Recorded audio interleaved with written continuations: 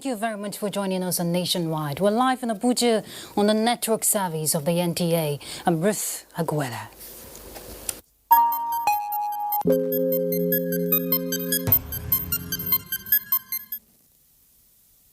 The federal government has inaugurated a 13-man presidential project implementation team to resuscitate the Ajaokuta steel project. Secretary to the government of the Federation, Boss Mustafa, who doubles as chairman of the implementation team, charged members to kickstart the process of bringing the steel project back to life. Mitari Ikben reports. For over 40 years now, the Ajaokuta steel plant has been unproductive, as previous efforts to revive it have proven abortive. Yet, the steel project is crucial to Nigeria's industrialization and prospect of becoming West Africa's largest steel producer. Hope to revive the project was ignited last year at the Russia-Africa Summit, where President Buhari secured the commitment of his Russian counterpart, Vladimir Putin, to resuscitate the steel plant on the basis of a government-to-government agreement, with funding from the Afrexim Bank and the Russian Export Center. This 13-man team of industry experts has the mandate to determine all parameters for effective and coordinated commencement of rehabilitation works on the steel plant as part of its terms of reference. Ensure the resuscitation of the Ajaokuta steel plant based on the original design. Ensure timely commissioning of the Ajaokuta steel plant within a reasonable period to be agreed upon by the parties to the agreement, and recommend primary tenure of a bill operate transfer BOT concession. We intend to continue to push this even during this COVID time, so that all the groundwork that could be done will be done. But as soon as the COVID travel restriction is lifted, we'll be able to move at a faster pace. The revival of the Ajaokuta steel plant, originally designed by the Russians, is expected to accelerate Nigeria's quest for industrialization and economic diversification. In Abuja, Mitari Ikben, NTA News. The Senate Committee on Federal Character and Intergovernmental Affairs has screened 6 out of 38 nominees sent to the Senate by President Muhammadu Buhari for confirmation as chairman and commissioners of the Federal Character Commission. National Assembly correspondent Ignatius Onkwo has more. On Tuesday, 28th of April 2020, the Senate at plenary received requests from President Muhammadu Buhari for the confirmation of 38 nominees as chairman and commissioners of the Federal Character Commission. Senate referred the presidential request to its Committee on Federal Character for screening. 6 days after the referral, the committee has commenced the screening. The chairman designate, Dr. Muhiba Dan Kaka, was the first nominee to face the panel. As the nominee from the presidency, how do you expect to run this office? I look at the whole of 36 states, they are all my states. I will still be fair in whatever I do. I wish you all the best. The committee reminded the nominees of the need to foster national unity through strict adherence to the federal character principle. Every time there is provision or vacancies are declared, you must seek approval of the National Assembly. In the last screening, we allowed the women to introduce themselves and go. This is an extension of plenary, that we should allow this intelligent woman to bow and go.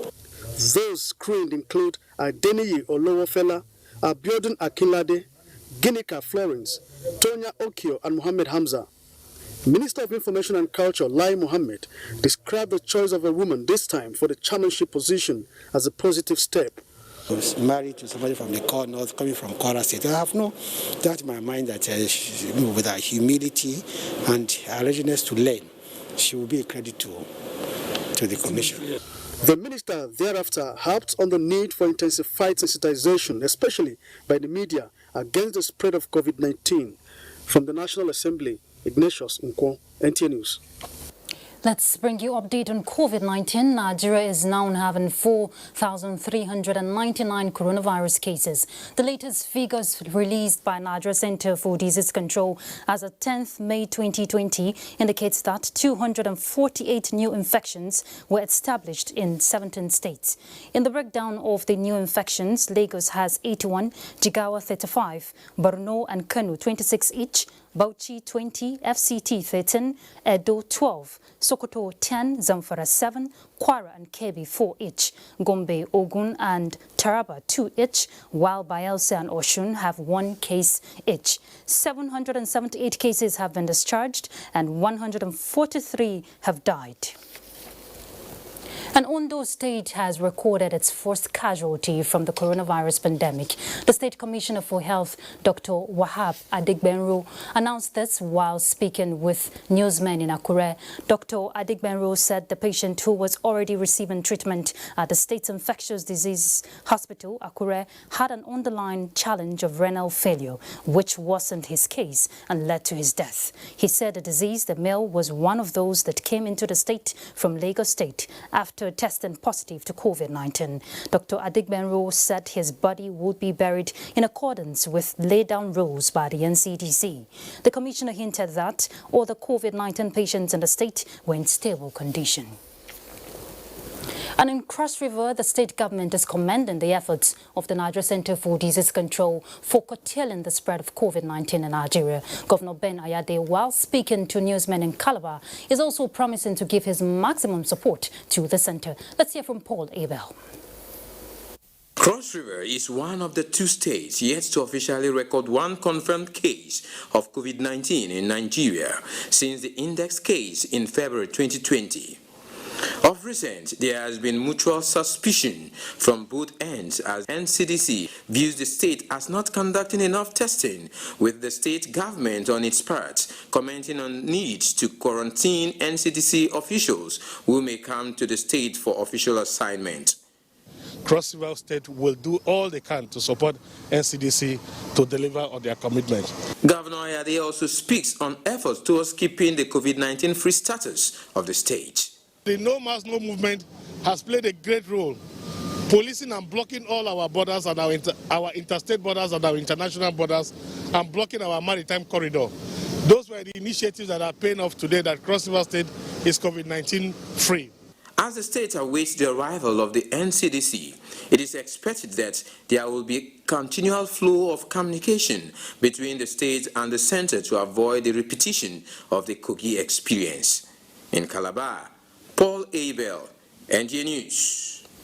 Let's look at the economy. The Governor of Central Bank of Nigeria, Godwin Emefiele, has assured investors of the security of the investments in the country despite the dwindling revenue from the sale of crude oil globally. Speaking at the weekend in Abuja, Emefiele said investors interested in repatriating their funds from the country were guaranteed to do so, noting that the bank had put in place policies to ensure an orderly exit for those that might be interested in doing so. Speaking on the plans of the bank in tackling the economic impact of the COVID-19, he said the CBN, in collaboration with the Federal Ministry of Industry, Trade and Investment, was committed to galvanizing the manufacturing sector in a bid to reset the economy.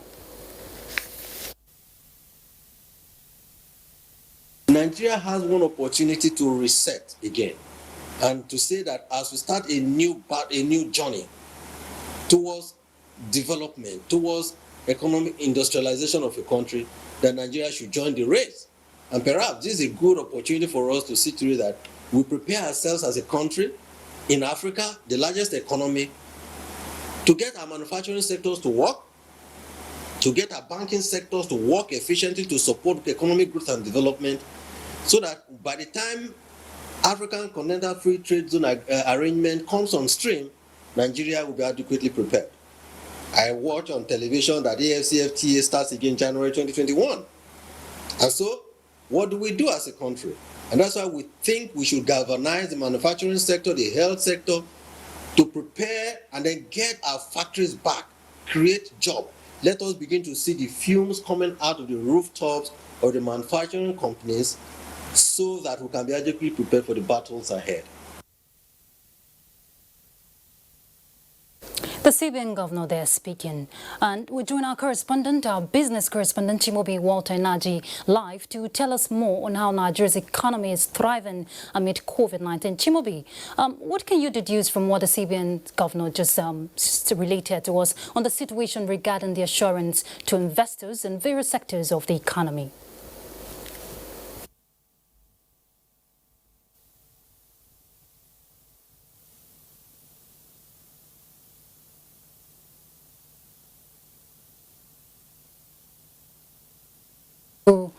Hear Chimobi from where he is, but if we can fix the audio, we'll definitely reconnect with him. Let's go on a break nationwide. We'll be back shortly. Stay tuned.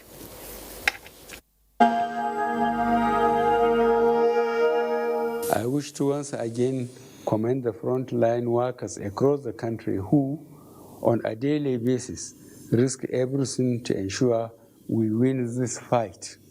For those who got infected in the line of duty, rest assured that government will do all it takes to support you and your families during this exceedingly difficult period. I will also take this opportunity to assure you all that your safety, well-being, and welfare remains paramount to our government. I am using this opportunity to express our deepest condolences to the families of all Nigerians that have lost their loved ones as a result of the COVID-19 pandemic. This is our collective loss, and we share your grief. 25th February 2020, Nigeria. It is real. It is a nightmare. It is killing people all over the world. It is COVID-19.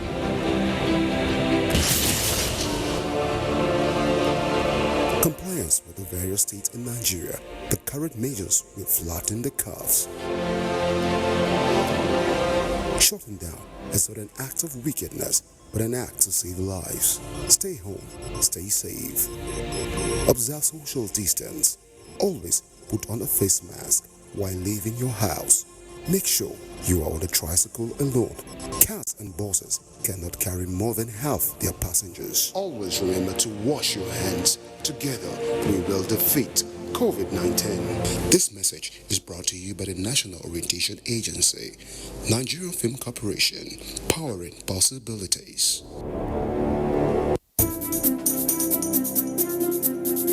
As a strong immune system increases the chances of victims surviving COVID-19, a corruption-free society creates opportunities for citizens to thrive and prosper. Build your immunity. Stop corruption now. Report all acts of corruption to ICPC on this toll-free number 0800 2255 4272. This message is brought to you by ICPC and NTA. I just don't understand this coronavirus thing.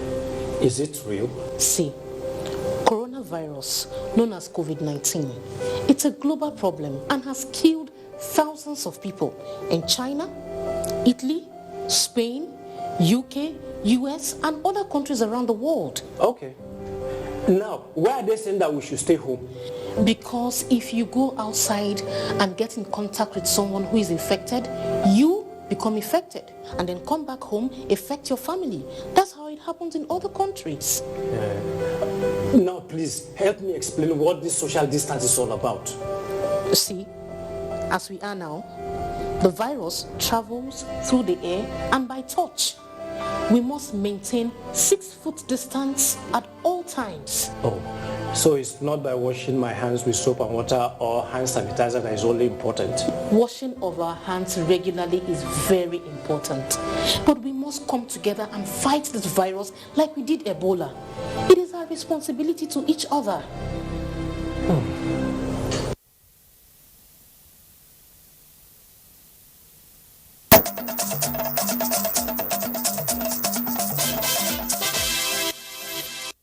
Thanks Thanks for staying tuned. All right, let's rejoin our business correspondent, Chimobi Walter. He was trying to give us a situation report regarding CBN's governor's assurance to investors in various sectors of the economy. Chimobi, if you can hear me, go ahead.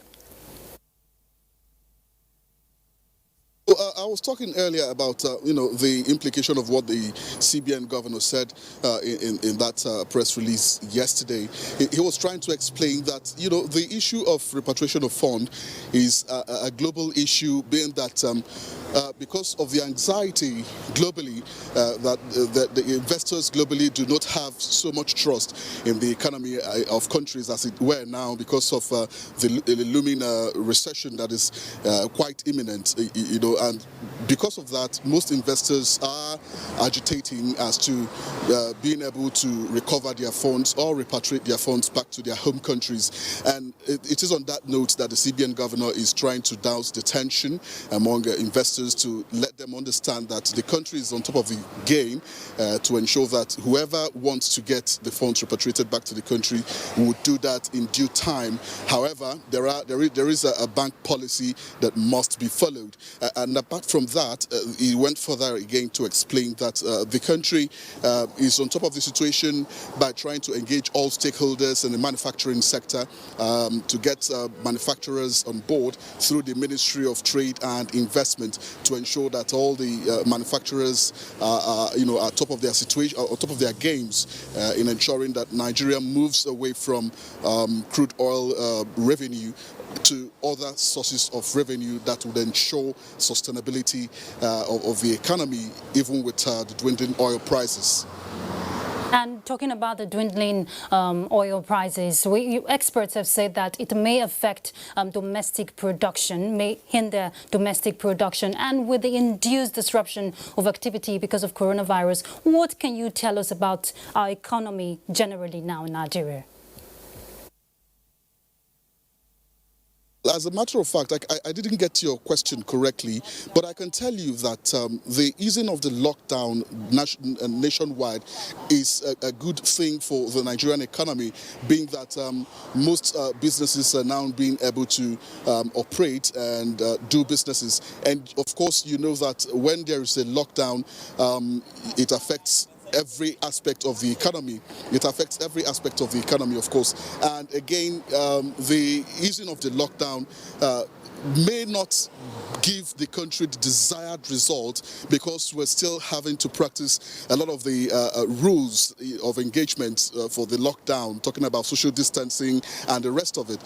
Experts would tell you that no economy can stand, can move forward with some of those rules being put in place. For example, the African Continental Free Trade Area Agreement that should have taken off by July 1st this year, has been postponed because some of the negotiations that should have been concluded at this moment could not be completed because of these laid down rules and then lockdown of many economies of the world. So these are so many issues that you need to look at. But then the ease of lockdown in Nigeria at the moment has greatly impacted the nation's economy. You can see that, most businesses have started picking up gradually, except for some who are those among those that are affected that cannot open their businesses now, like the barbing salon, those who deal in clothing materials and all of that. But for the food sector, which is also a very key sector of the economy, now that one is picking up already, and that is the area where you understand that people who are part of the food value chain, people who are part of the food value chain, are going to be expecting a lot of boom because of that ease of lockdown. Thank you very much, Chimobi. No better time for us to look inward than now, if we must bounce back sooner than anticipated. Thank you very much. Our correspondent there, Chimobi Walter, giving us a situation of the economy amid COVID-19. Time now to join Ruth in Lagos for more on Nationwide. Hello, Ruth.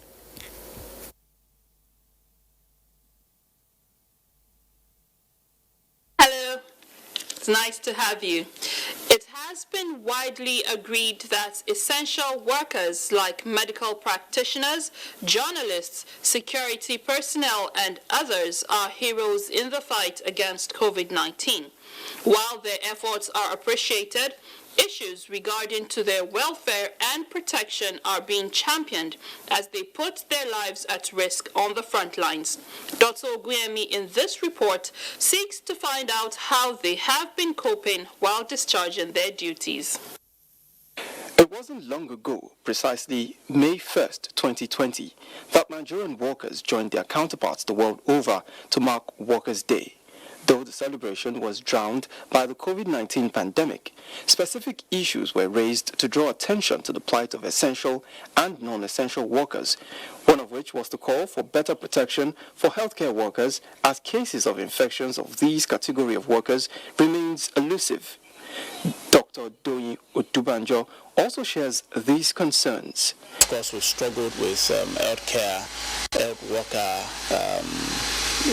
protection and welfare, or maybe we'll call it welfare in general, which includes their protection, which includes remuneration. So we've struggled, and I'll say we've struggled with our strategy as a whole.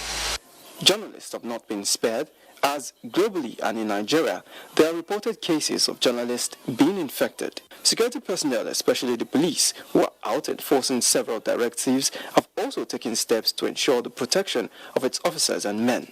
And if you are going to every police formations now, so not only will the temperature will be taken, the washing of hands, and even the sanitizer, every police formations, that part of protection they have. And equally to those that are on patrol, we always tell them that there must not be more than that too. Although health workers have become the face of frontline workers, several others, do not in company of patients, are working daily to keep the light on, fuel in cars and generators, and steady supply of food and drugs. In Lagos, Dr. Oguyemi, NTA News. To be honest, Nigerians still can't come to terms with the times, not having to go where they please, when they want, hosting and attending parties, going to school or place of worship. They are still finding it hard to adjust. However, there are some advantages that come with retreating into your privacy. Abolade Salami reports. Clear that coronavirus case in Nigeria was on the increase sometime in March. The federal government wasted no time in declaring a total lockdown in Lagos, FCT and Ogun states. The lockdown, which lasted for 5 weeks, was later eased off to allow inter-business operations with precautionary measures instituted. Onto the pros. The lockdown, according to Boyega Oluwasegun, was a period of self-discovery and spiritual reawakening. By God's grace, I have time to read my Bible. I have time to take care of my children and study their movements and their attitude, and I have time to correct them on so many things. While Oluwasegun took out time to acquire deeper spiritual knowledge, Ogilisoso spent more hours in his library researching and finding answers to diverse subjects that were either too puzzling. For me, for instance, I'm somebody that do a lot of research. So through this lockdown, I've done so many researches, and that it has helped me have known more about my country and in fact at the world at large. So I think in that aspect, I benefited greatly. The benefit I have in this lockdown, that I have the benefit of staying with my family. In whatever way you may want to describe the lockdown, it was a period where some came up with innovations, others had much needed elusive rest, while majority spent time with their loved ones. More importantly, however, individuals had no choice but adhere strictly to the guidelines of social distancing, frequent hand washing, and wearing a face mask in public. In Lagos, Abolade Salami, NTA News. And that's it from here. It's back to my namesake in Abuja for more on Nationwide. Well, thank you, Ruth. All right, let's look at more issues on COVID-19. The nation's environment is coming to terms with the first phase of the process of gradual easing of the lockdown. But how are business owners faring within the stipulated guidelines? Kolo Mohammed monitored the situation and now reports. As the nation buckles under the strain of gradual easing of the lockdown, businesses are pursuing the rhythm to attain a status better than as it were, as activities at most business facilities are regulated to adhere to social distancing aimed at curbing the spread of COVID-19. Traders and business security strategists are soliciting policymakers to consider expanding the grid of the regulation to capture more business interest into the window of permissible business transactions. Is that they should ration the market. Like all along, food commodities, they are being the one in the market, but those at home, there's no money for them.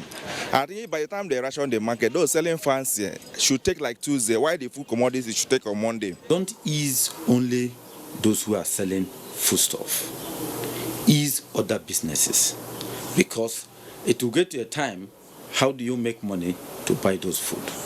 Especially those that their incomes are daily dependent. This is phase one of easing of the lockdown. Generally, the best is hoped for going forward. Kolo Muhammad, NTA News. Governor Bala Muhammad has announced total lockdown of 3 local government areas in Bauchi State. Mahmoud Ibn Muhammad reports that the lockdown was as a result of the increasing number of COVID-19 patients in the affected local government areas. The affected local government areas are Katagum, Gyade and Zaki. For the period of 10 days to enable us enforce or enhance our contact tracing, quarantine the people that are found to have it, and establish a very robust and durable administration of managing the situation. During the period, we will also spray and decontaminate the whole towns in the local government. With about 70% of the state's COVID-19 infections, the total lockdown will take effect from Tuesday by 6 p.m. 44 cases, 27 of them from Azare, about 7 from Gyade and other places. And we discovered that this is as a result of community transmission, not the kind of phenomenon that we have of people bringing it to Bauchi from other places. Those who have brought it, they have started spreading. The state governor has since directed his deputy, who is also the chairman of the COVID-19 Task Force Committee, to move into Azare with his team. In Bauchi, Mahmoud Ibn Muhammad, NTA News. All right, we now have the Bauchi State Commissioner of Health, Dr. Aliyu Megoro, who is going to speak further on developments on COVID-19 in the state. Commissioner, good day. If you can hear me loud and clear, we're talking to him actually via telephone. What's the situation in Bauchi State regarding the increasing number of coronavirus and the total lockdown of 3 local government areas? Hello, good afternoon, and I'm very happy to join you. And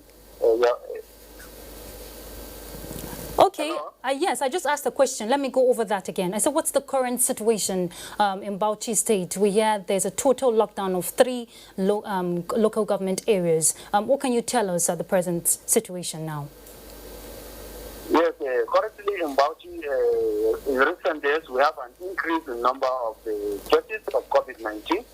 As you are aware, yesterday we have recorded about 44 number of new cases, as well as late in the evening yesterday, we had additional 22 new cases. So out of these new cases, we realize that majority are coming from one region of the state, that is Azare. I can give an example from the last sample we received yesterday. Out of the 22, about 15 are coming from Azare. And this has to do with the relationship between Azare town and the neighboring state, especially Kano. The people in Azare, they normally do their activities of trading and other social interaction with Kano State. So, by and large, there is an increasing number of people, despite this restriction of the lockdown. They travel from one place to another, especially between Azare and Kano. And you know that Kano and Jigawa, they are recording some cases of COVID-19 recently.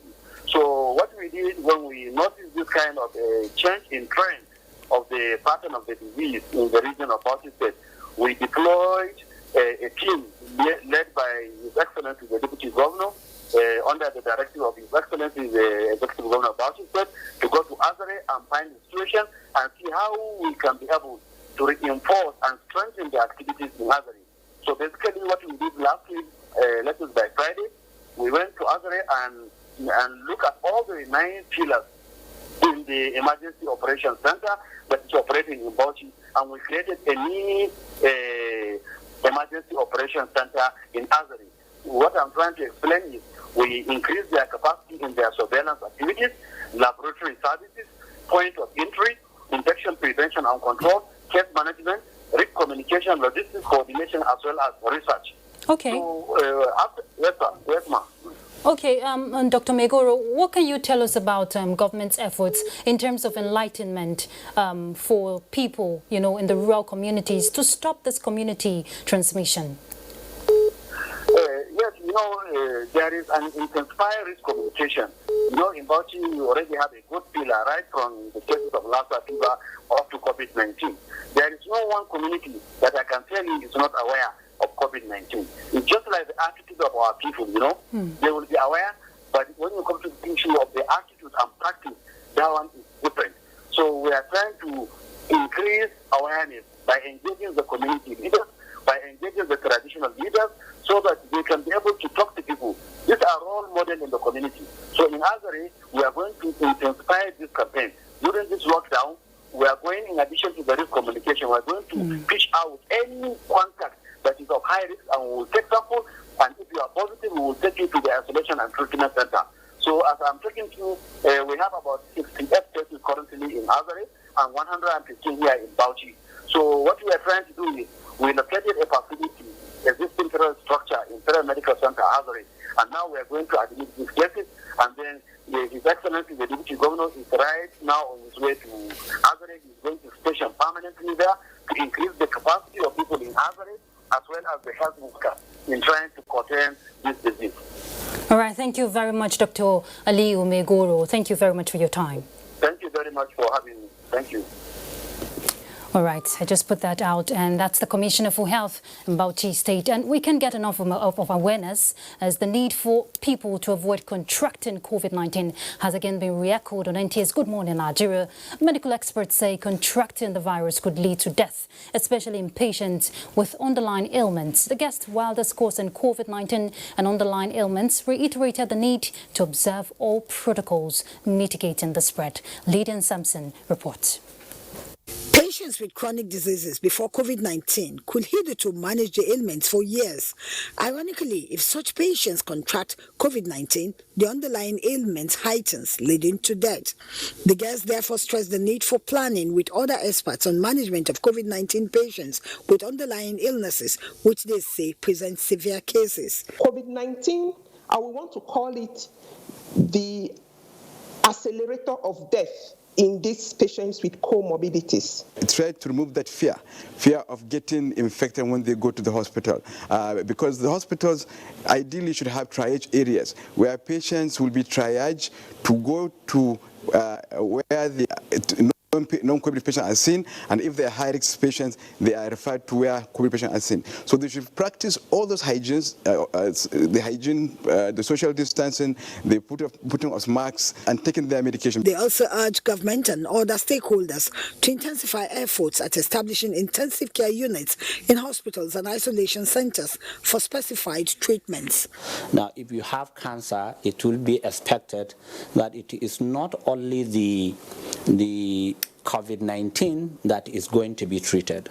You should involve a cancer specialist. Any condition that will make you come down with a severe form or, suffer a severe form of the disease, those are the people who will be needing hospitalizations, the ones who are likely to go to the ICU, the ones who are likely to be needing ventilators, mechanical ventilation. To mitigate community spread, they are unanimous that the use of personal protecting equipment PPEs amongst health workers must be intensified with government support. This, they say, will go a long way in protecting health workers so they can serve society better. In Abuja, Lydia Sampson, NTA News. All right, let's head to Jos to find out what the situation is like over there as we join Zinret to guide us. Hello, Zinret. Thank you, Ruth. Welcome to Jos. With the increase in confirmed cases of COVID-19 in Plateau State, which is said to be mostly imported from other states, Plateau State government is putting in place stiffer measures against anyone violating the lockdown order. Zanret Dimun reports.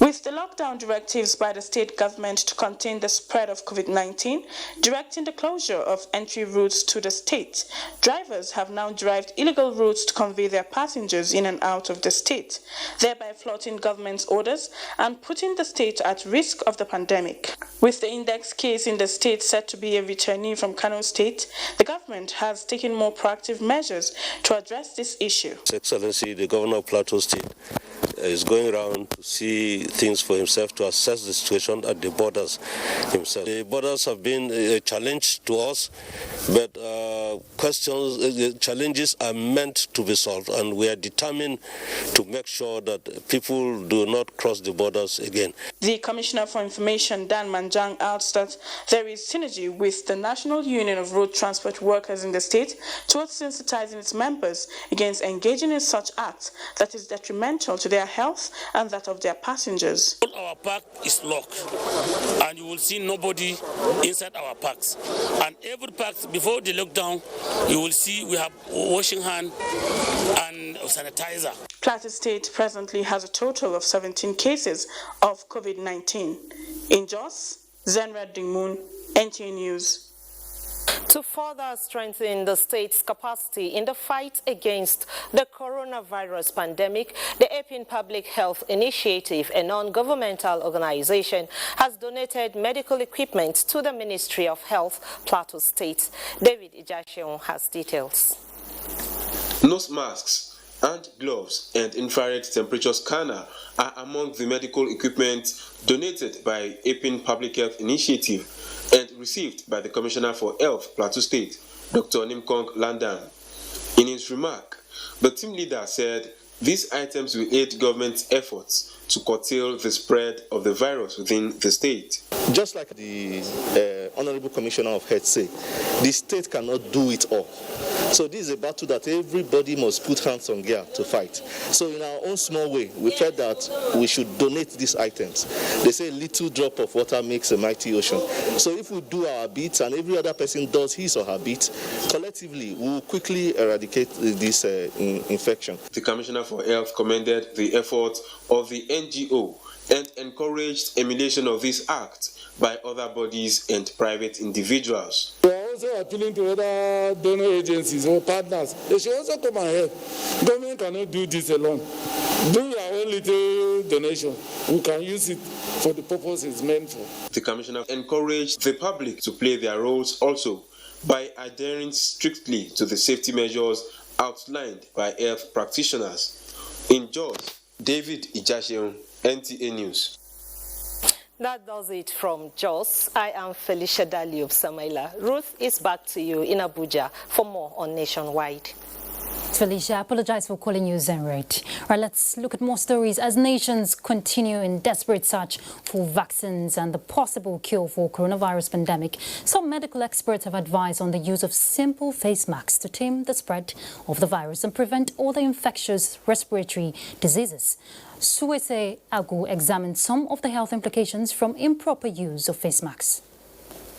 In an effort to curtail the ongoing COVID-19 outbreak in Nigeria, it is strongly advised that the use of face masks helps to block the spread of respiratory droplets from person to person.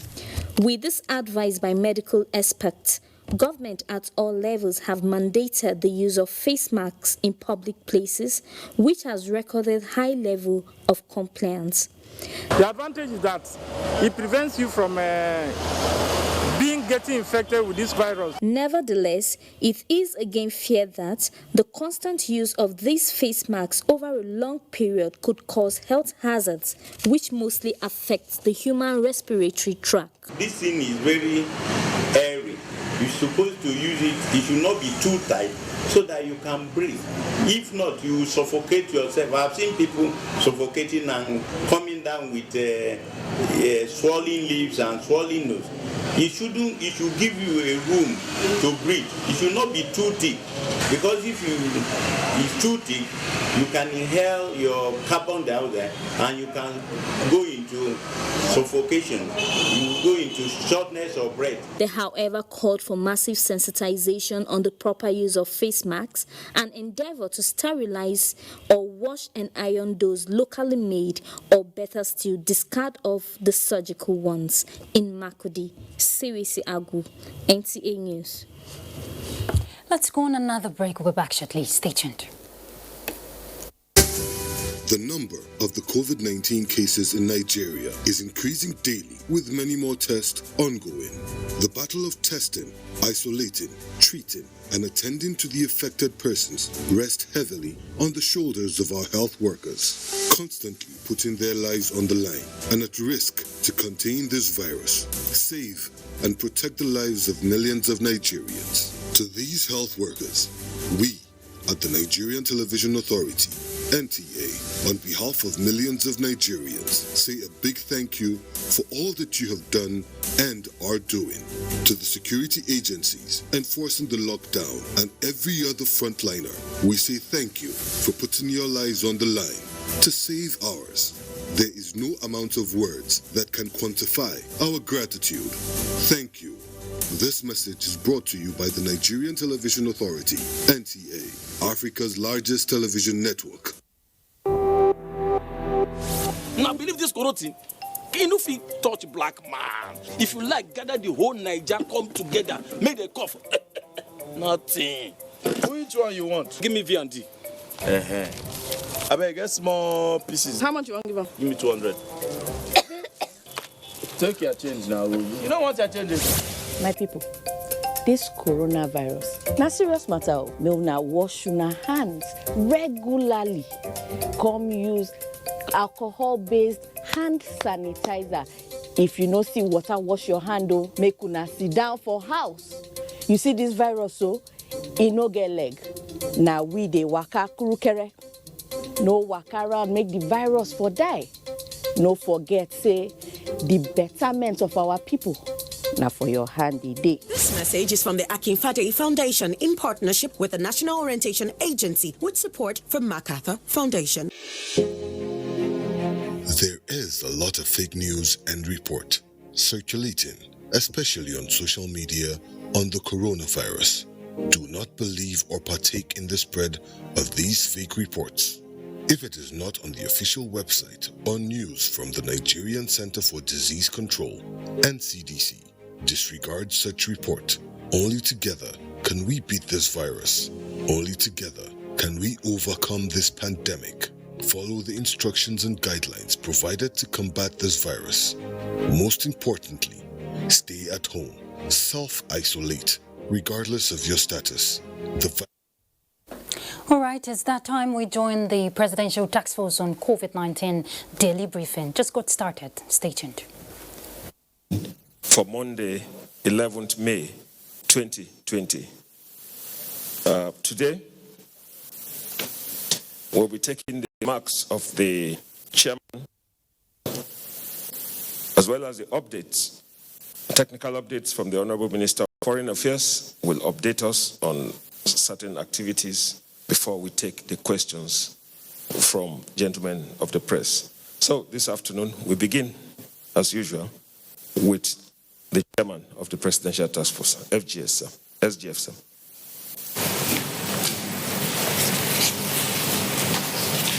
Members of the Presidential Task Force, distinguished ladies and gentlemen of the press, I welcome you to the national briefing by the Presidential Task Force on COVID-19 for Monday, 11 May 2020.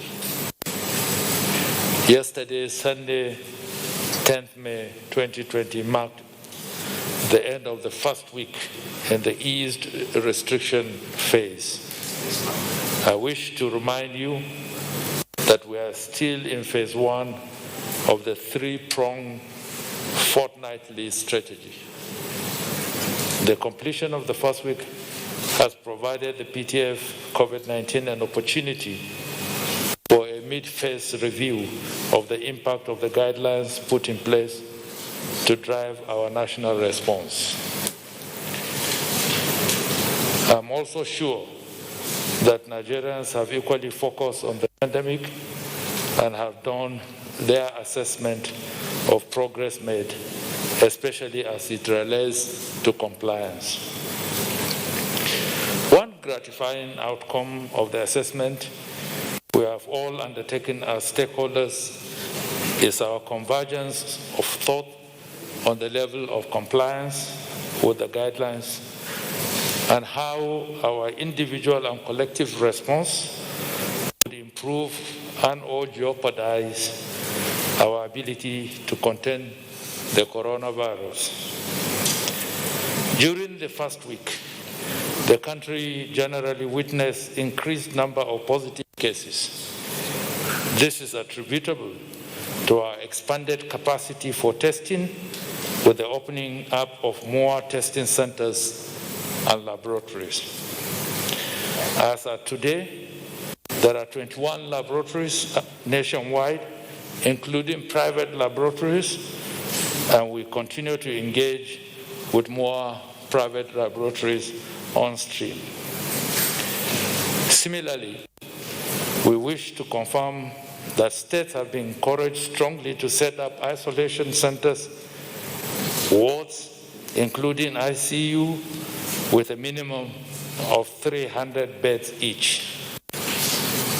This will help accommodate levels 1 and 2 cases. However, with the increase in numbers, we are beginning to experience some elements of shortages of bed spaces in isolation centers, especially in the high burden areas.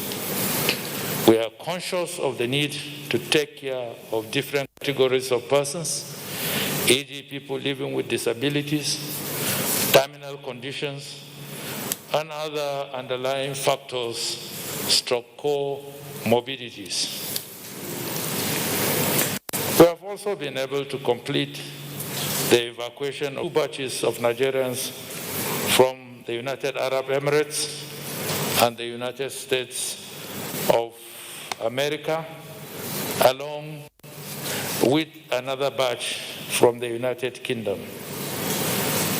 We would continue working with our missions overseas and other relevant partners to ensure the evacuation of others with clearly defined rules of engagement. The Presidential Task Force has continued to review the relevant policy and protocols so that our actions and decisions are most effective and the nation can properly take COVID-19 positive cases out of circulation to avoid the spread or continuous spread of the virus. We have recognized a significant role for community ownership, guidance, acceptance, and implementation. And the Presidential Task Force will introduce appropriate inclusive policies in the coming weeks. You will be apprised of developments on this in due course.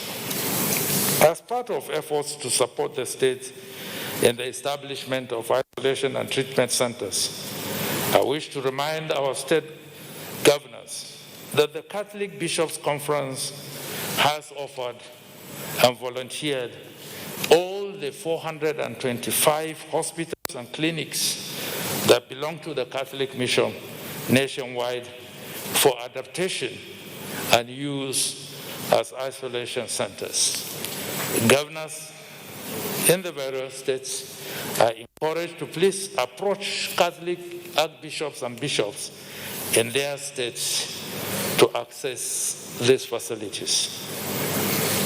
As a further cost-effective measure, I also wish to remind some national authorities that the Nigerian Institute of Architects have pledged the pro bono services of their members to modify, design, and supervise all COVID-19 related projects nationwide.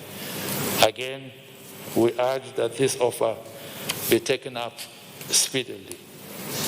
The Presidential Task Force has also continued to receive, rather sadly, reports about challenges facing the frontline health workers.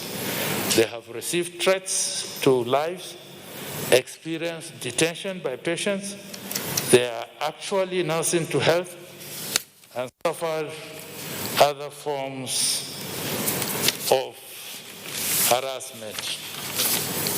Let me underscore the fact that these frontline workers constantly put their lives on the line to make sure persons infected are provided with the best care possible to enable them become healthy citizens again.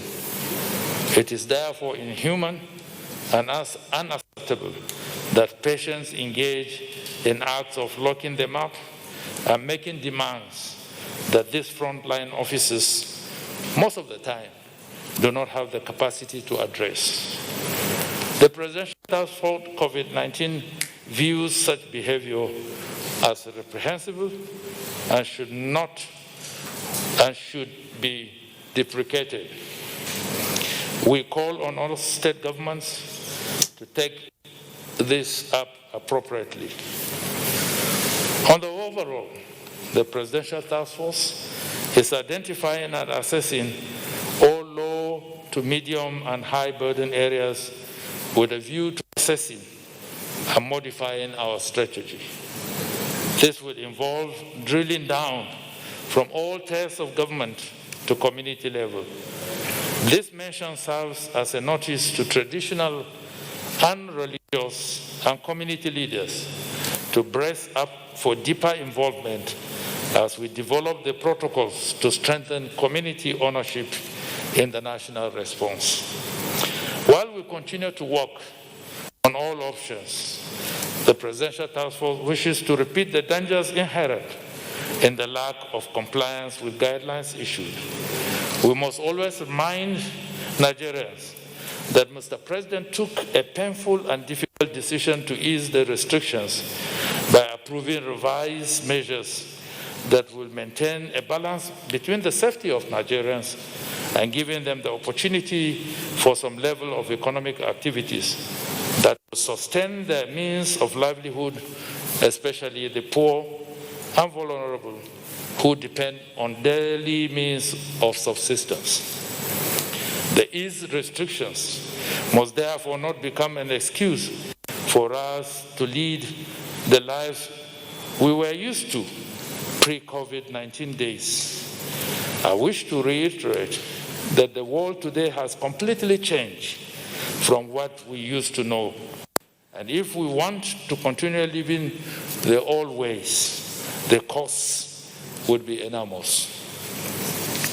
Contracting COVID-19 is not a death sentence, but disregarding the guidelines for its avoidance, as guided by experts, is a costly self-voyage. Unfortunately, such choice cannot be made by individuals, but the collective.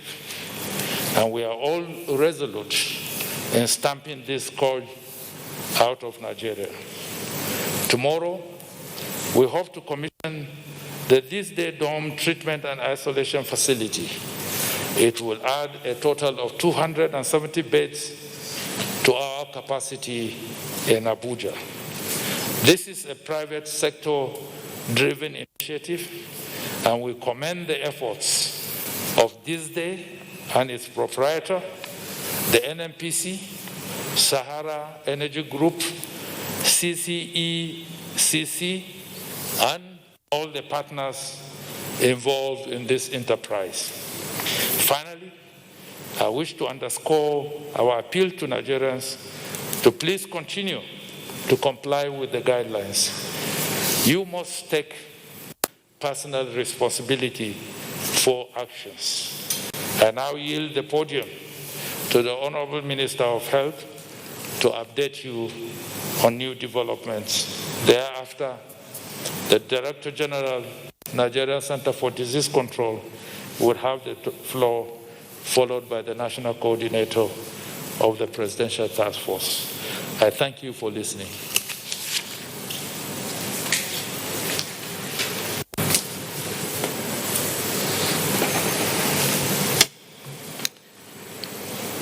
The Secretary of the Government of the Federation, Honorable Ministers here present, Directors, Director General, ladies and gentlemen. As at the end of yesterday, Nigeria has stopped testing by 1,127 to a total of 27,078 tests performed, which yielded 4,399 cases in 35 states, with a gender ratio of 70 to 30% for men and women. 778 persons have been discharged home happily, and we have sadly recorded 143 fatalities, a case fatality ratio of 3%. The breakdown is as follows: Lagos 81, Jigawa 35, Borno 26, Kano 26, Bauchi 20, FCT 13, Edo 12, Sokoto 10, Zamfara 7, Kwara 7, Kebbi 4, Gombe 2, Taraba 2, Ekiti 2, Ogun 2, Osun and Bayelsa 1 each. Kogi and Cross River states have not reported any cases, but we are working with the state authorities to be able to visit and validate the situation. A team from the Federal Ministry of Health, made up of experts in various specialties, including the NCDC, is on standby to proceed to Calabar, as we have discussed with His Excellency Governor Ayade, as soon as possible when agreements have been concluded. They will take with them resources needed to support the state. Senior management of the Federal Ministry of Health and clinical case managers in our hospitals this morning participated in a multinational teleconference with Chinese medical and academic experts in Beijing, where much insight was gained into the treatment strategy of China, and also other matters of common interest were discussed. The learnings from this intervention are valuable in re-examining our methods. It is important that our response to COVID-19 be a concerted national collaborative drive to stand a better chance of being effective. This requisite synergy cuts across the tiers of government, levels of care, and builds on partnerships to get it right for our country. It must be sustained and extended with room for interstate collaboration. So far, our efforts are yielding results, as shown in states where panic and fright were initially rife, but are now subsumed. I salute all our healthcare workers at the front line, who are our human resources, trainers, hands-on practitioners alike, who make care possible and are the most important element of our response. Your contributions are recognized, and we take off our hats to your service. The ministerial task task team deployed to Kano State to assist in the containment effort and support the state government providing direction in managing COVID-19 situation has made significant gains. Together with the line directors from the Federal Ministry of Health and the IROA team, they have achieved several milestones, including enhancing community confidence, continuous training and capacity building to increase the pool of trained healthcare workers, doctors, nurses, hygienists, food handlers, etc. More than 100 ambulance drivers and patient handlers have been trained who have since been rendering service. The surveillance and epidemiology pillar organized a training session for state workers who have commenced field work. And the investigation into unexplained deaths in the state is yet to be completed and submit a report. The task team, led by one of our permanent secretaries and 3 experts, including infectious disease specialists, visited Katsina State for situation analysis and were able to offer support. A detailed report is awaited from Dr. Guazo and is expected to provide a roadmap to addressing the challenges in line with our response pillars. A contingent of the Federal Ministry of Health team in Kano will also visit Bauchi State on a fact-finding mission and engage the government to map out their needs. A team will also visit Sokoto at the invitation of the state authorities on a similar mission. With our entry into community transmission phase, there is an increased role for the National Primary Healthcare Development Agency, who shall now play a stronger role in the health sector response architecture. This will include activities from case finding to case management of asymptomatic or mildly symptomatic cases.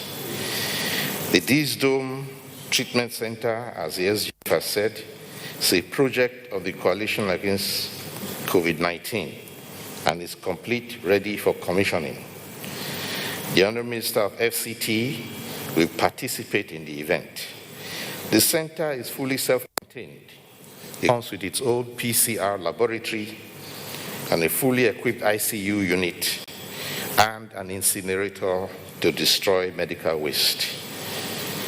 Over 250-bed facility adds a tremendous boost to the capacity in the Federal Medical Center. Federal government continues to work with World Health Organization on the treatment trial called Solidarity, with the following states participating: Lagos, FCT, Ogun, Kaduna, Sokoto, and Kano. As restrictions are eased, I urge citizens to adhere to public health advisories on infection prevention and control. These include mandatory use of cloth masks outside of your homes and physical distancing. With regard to the use and maintenance of masks, it is important to emphasize that the mask must cover your mouth and your nose. During face-to-face conversation, your mask should cover your mouth and nose and should not be under your chin, lest the purpose is defeated. Cloth masks must be washed with soap and water daily and sun-dried. The usual advisory that I give on personal hygiene and respiratory hygiene is hereby repeated, especially with regard to those who have a cough, sneezing, and to use hand sanitizers. Thank you for your attention.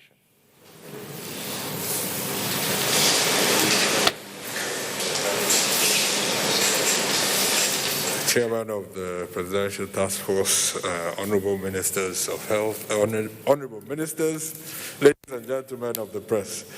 My briefing today will be fairly short. We spent the weekend doing a review of the work that we're doing.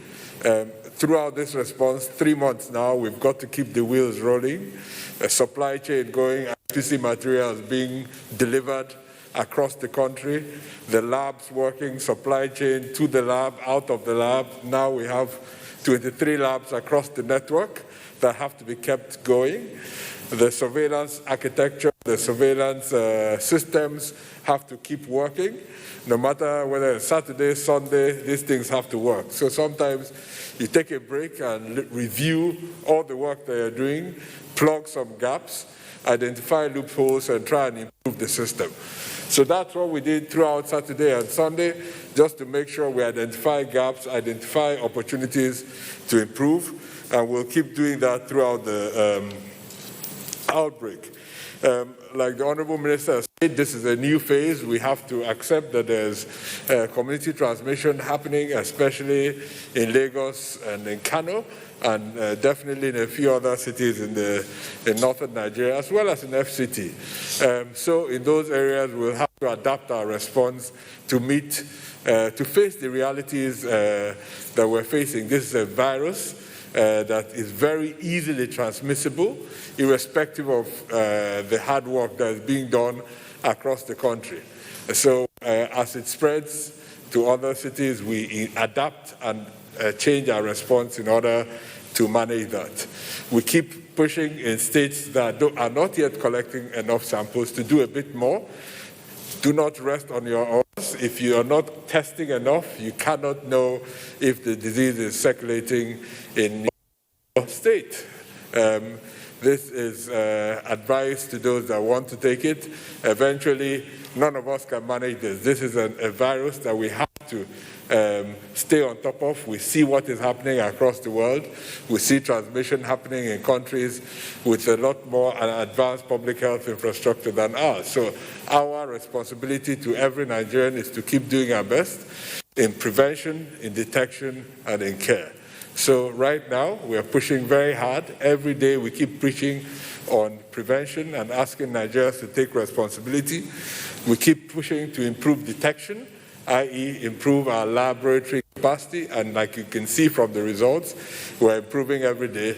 And now we keep changing and improving our care capacity. How do we provide increasing such large numbers of people the care that they need, both for themselves, but also to prevent transmission in their communities. So none of this is an exact science. Everybody in the world is learning. We are learning too, adapting every day. And as we learn, we adapt, we change, depending on the circumstances, not only of the virus, but in the circumstance in which it's circulating.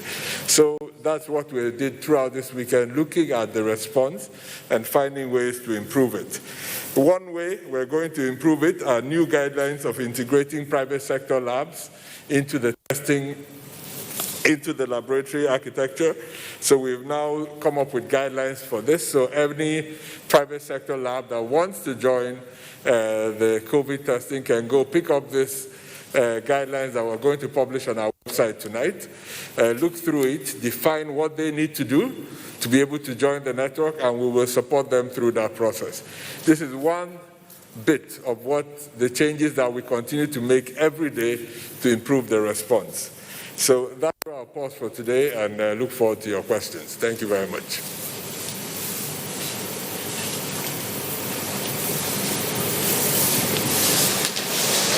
The Chairman of the Presidential Task Force, members of the PTF, ladies and gentlemen of the press, good evening. First of all, I would like to talk about the socio-economic impact that the COVID-19 has had globally, and say that the PTF will continue to prioritize those human and economic needs of our people based on global guidelines on the pandemic emergency response. In particular, we will continue to ensure the protection of health services and systems in collaboration with ministries, departments, and agencies. We'll continue to ensure the protection, social protection and provision of basic services, including protection of jobs, both within the formal and informal sector, as well as encouraging multilateral collaborations with the public and private sector. It's important that we encourage social cohesion and community resilience in these challenging times when it comes to controlling the spread of the virus. From the surveillance viewpoint, the PTF continues to monitor cases in the northeast and the northwest part of the country. We are also investigating spikes that we've noticed, particularly hotspots in other parts of the country. I must emphasize the need for state governments to please continue to identify spaces for isolation of persons diagnosed positive with COVID. It's particularly important that we start considering unusual situations, environments such as schools, academic institutions, and even abandoned buildings, because we definitely need to build our isolation capacity. You may recall that the PTF provided guidance on ensuring that at least 300 beds are made available across all states for isolating people with COVID. And we're still concerned that a lot of states are yet to reach that number. In terms of public sensitization, and just to encourage the public to continue to personally monitor yourself for symptoms of COVID, especially now that we have community transmission. And just to remind you, this includes fever, cough, shortness of breath, headache, loss of smell, taste, and sore throat. Increasingly, we're going to be having a lot of persons with mild or very minimal symptoms, but nevertheless, you can still transmit the infection. And if you do have any of these symptoms, please do get in touch through the NCDC hotline, and we'll arrange for you to have testing. Finally, I'd like to acknowledge contributions from organizations and individuals who continue to support our national response to COVID-19. In particular, today we'd like to appreciate the support we have received and continue to receive from financial institutions, including Wema Bank, Unity Bank, Heritage Bank, Citibank, Providence Bank, and the Central Bank of Nigeria. Thank you. Thank you very much. We'll take the Honorable Minister of Foreign Affairs.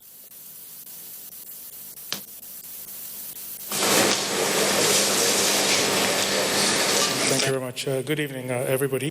A quick update on the situation with regards to the evacuation of Nigerians. As the chairman has said, we have evacuated Nigerians from Dubai, London, and the U.S., Newark. And well, first of all, I would like to express our profound gratitude to the heads of our missions in the United Arab Emirates, in London, and in New York. They all worked extremely hard in the consulates and the embassies, and were able to deliver very good results. So I really thank them for their very, very hard work.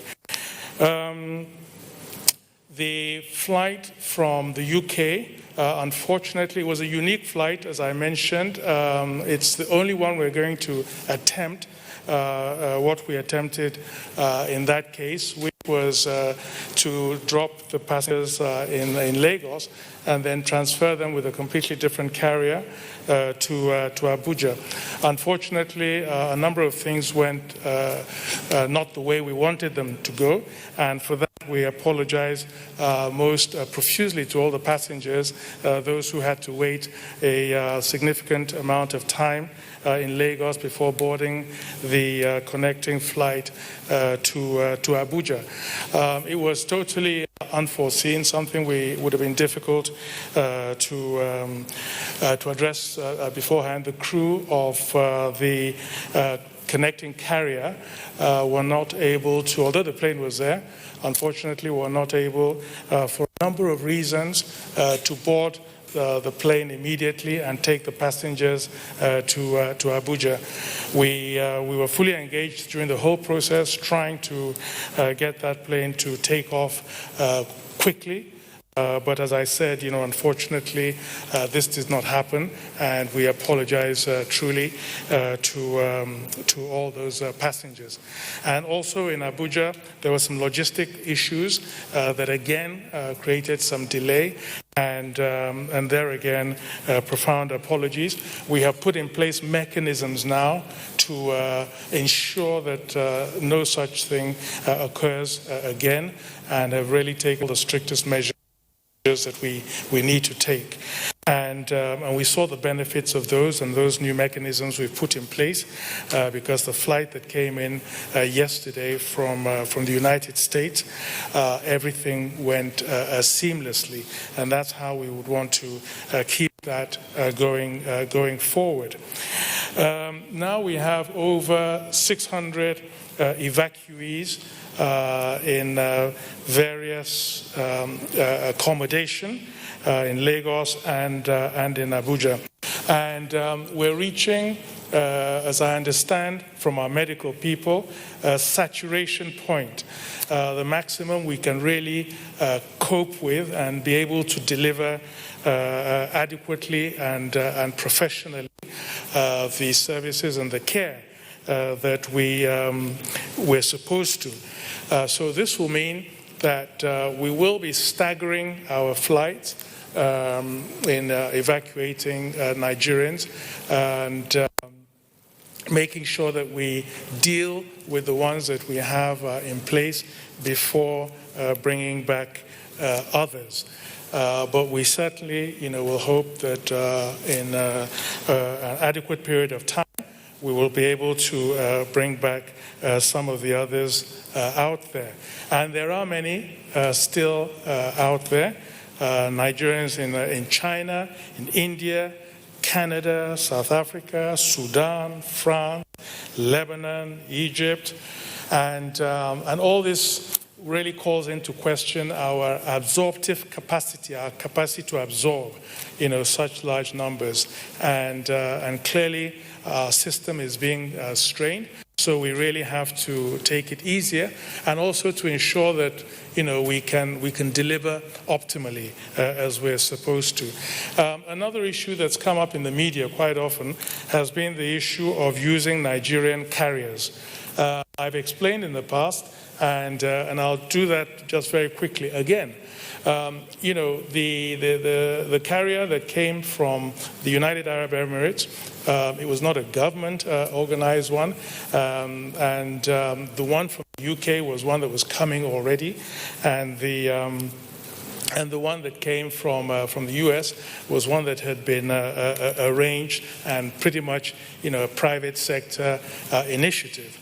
But the government is mindful of the importance and the need to use local carriers, and I'm happy to say that the pipeline flights, the flights that we have in process of arranging, missions are arranging, are all Nigerian carriers. So henceforth, going forward, we hope that we'll be using only Nigerian carriers. So thank you very much for your attention. Thank you. That closes the update session. We shall now take the questions. Are we set? Yes, sir. Okay. The Chairman, National Coordinator, members of the task force, my colleagues. My name is Amaka Ude. I report for Arise News. And my first question goes to the Minister of Health. So this morning, we woke up to the news that Nigeria is part of the countries that has ordered the COVID organics from Madagascar. So we need a confirmation from the PTF if this is true. And if it is true, we want to know who ordered it, and is it going to go through the same test process as our own local, cure for COVID-19 before it's administered to Nigerians? And my second and final question to the DG of the NCDC. Well, over the weekend, I'm sure you saw the controversies that stirred up as it concerns the duration that people have to wait between when their test samples are collected and when they get their results. So we need you to really explain to us in two different ways. I know that there are some states in the country who still don't have a test lab within them. So how long does it take from when a person, let's say in Plateau, gets his samples collected and taken to Abuja? How long do they have to wait before they get their result? And for a person in a state that has a lab, like Abuja, Lagos, the rest of them, how long do they have to wait until they get their test result from you? Thank you.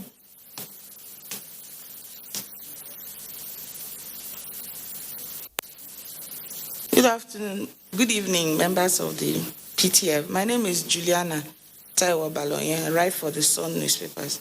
SGS, I will start with you.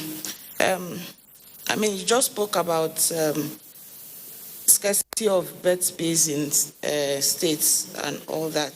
But I want to find out, because the governors are saying they don't have enough space. You've directed them to meet the Catholic bishops and all that. But then they are demanding, is the PTF going to help them in form of cash and all that? So I don't know. Maybe you might want to answer that. Then DG NCDC, sir.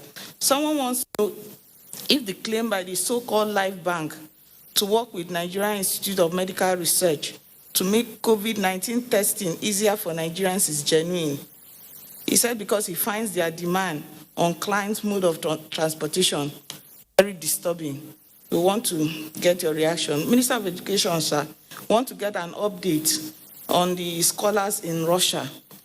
They want to know, he promised to intervene, and one of them said they are yet to hear from you. Thank you, sir.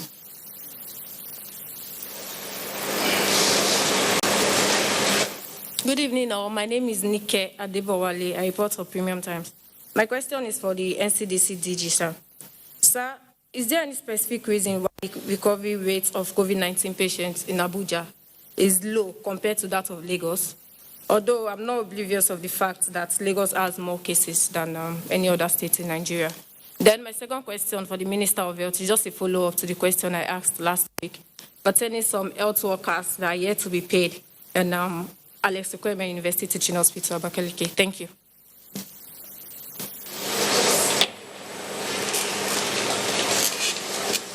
Good evening, all. My name is Friday Okerebu. I'm a reporter with Channels TV. I'd like to direct my first question to the PTF chairman. You rightly condemn the threat to lives of frontline health workers, and it's really quite shocking that people will be threatening their lives. But I'd like to know, apart from condemning it, what specific action is the PTF going to take to ensure that the life of these frontline health workers is actually safe? Are you going to take any punitive measure to prevent reoccurrence of such?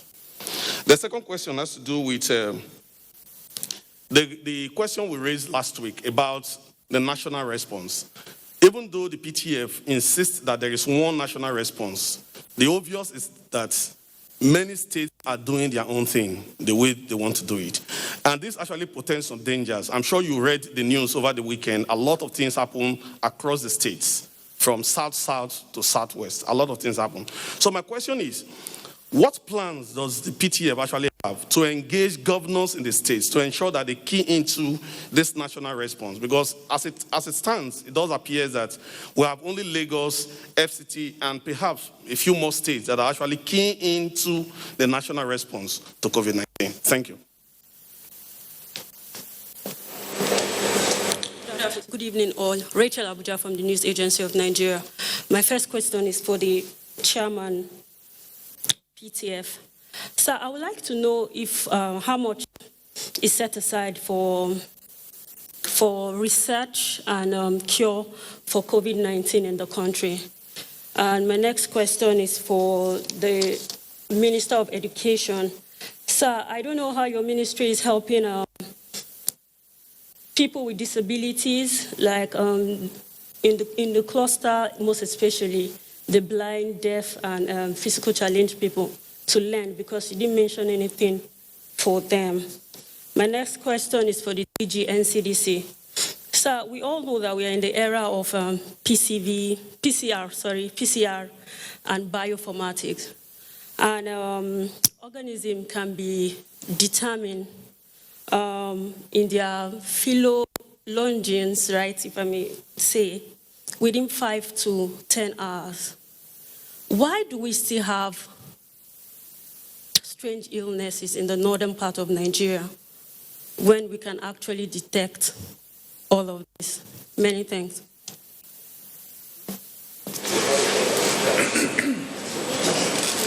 Good evening, SGF, honorable ministers, and my colleagues. My name is Femi Akonde. I'm a reporter with TVC News.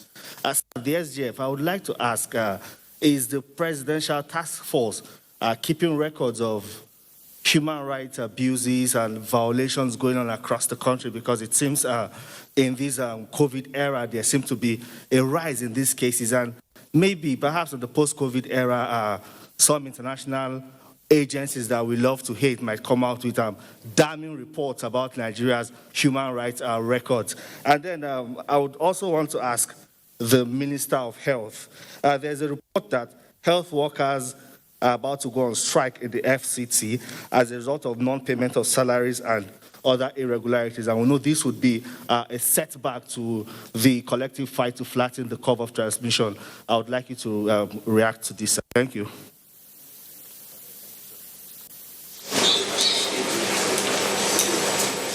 Good evening, SGF, members of the PTF, my colleagues and Nigerians at home. I want to ask I am Mitaire Ikwen of the NTA. I want to ask the DG of the NCDC, what's the protocol for reporting and collating confirmed cases which you announce to the world on a daily basis?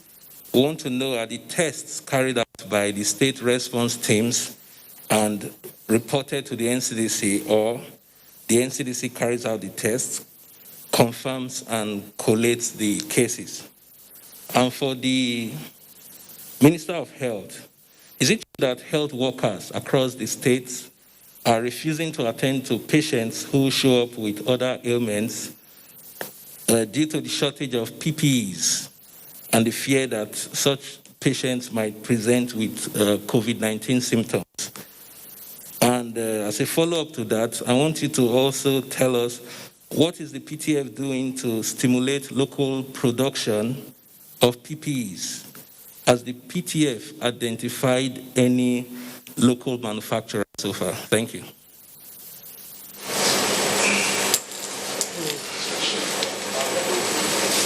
Good evening, the SGF, honorable ministers, and my colleagues. My name is Rahila Lassa. I report for Voice of Nigeria. My first question goes to the NCDC Director General.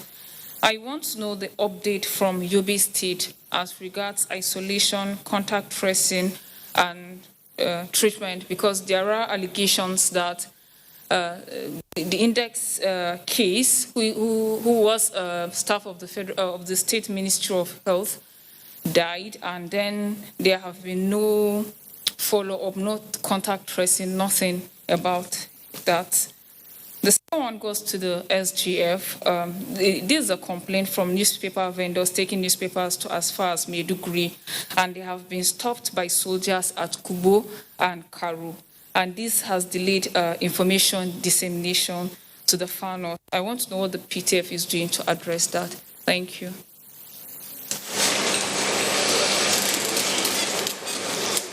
Thank you. We have taken all the questions now.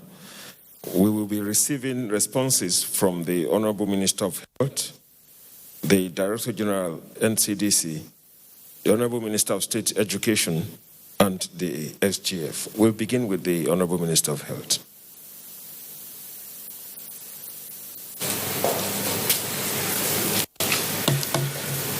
Thank you. The first question is with regard to the cure from Madagascar. That is something that has been making the news, and we have a promise of being able to get sample of the herb or the botanical product that is there for analysis, and also probably use that opportunity to speak with the health authorities there, particularly the scientific community, on how they use it. But obviously, to also give that to the research community here with us to examine and see what they can do with it. We understand that it is something called Artemisia annua, which also grows here, But we would like to, if we get that sample, compare it with the strain here, whether they are exactly identical, or whether they are two different similar, or they are identical, and then see what properties it has. Things like that are subjected to analysis to find out what works in there, how it works, and the use in getting a cure. Obviously, all countries in the world are interested in finding a cure, and we are not different. So we look at all possibilities, all options, all promises that are made. We examine them. But before we give them to our people, we make sure that they're actually safe, and then we make sure that they work.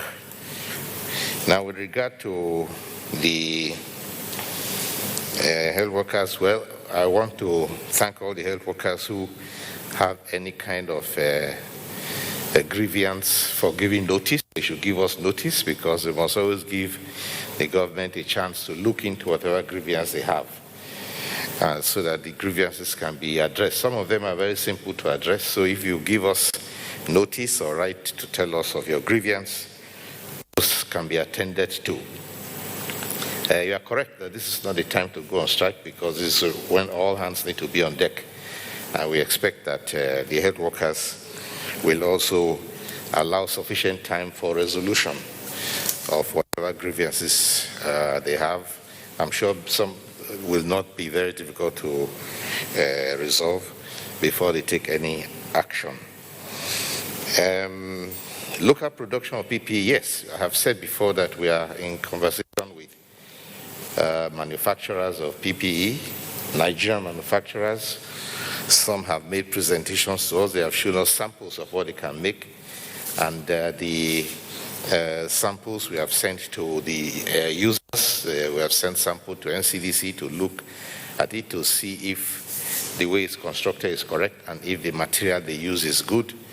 And once we have the go-ahead, we definitely will prefer local manufacturers to foreign manufacturers. First, because they are fast and quick, they are on the spot. Secondly, because they create jobs and stimulate the economy. Yes, so we do give preference to local manufacturers. I think that's all that concerns the health sector. Thank you.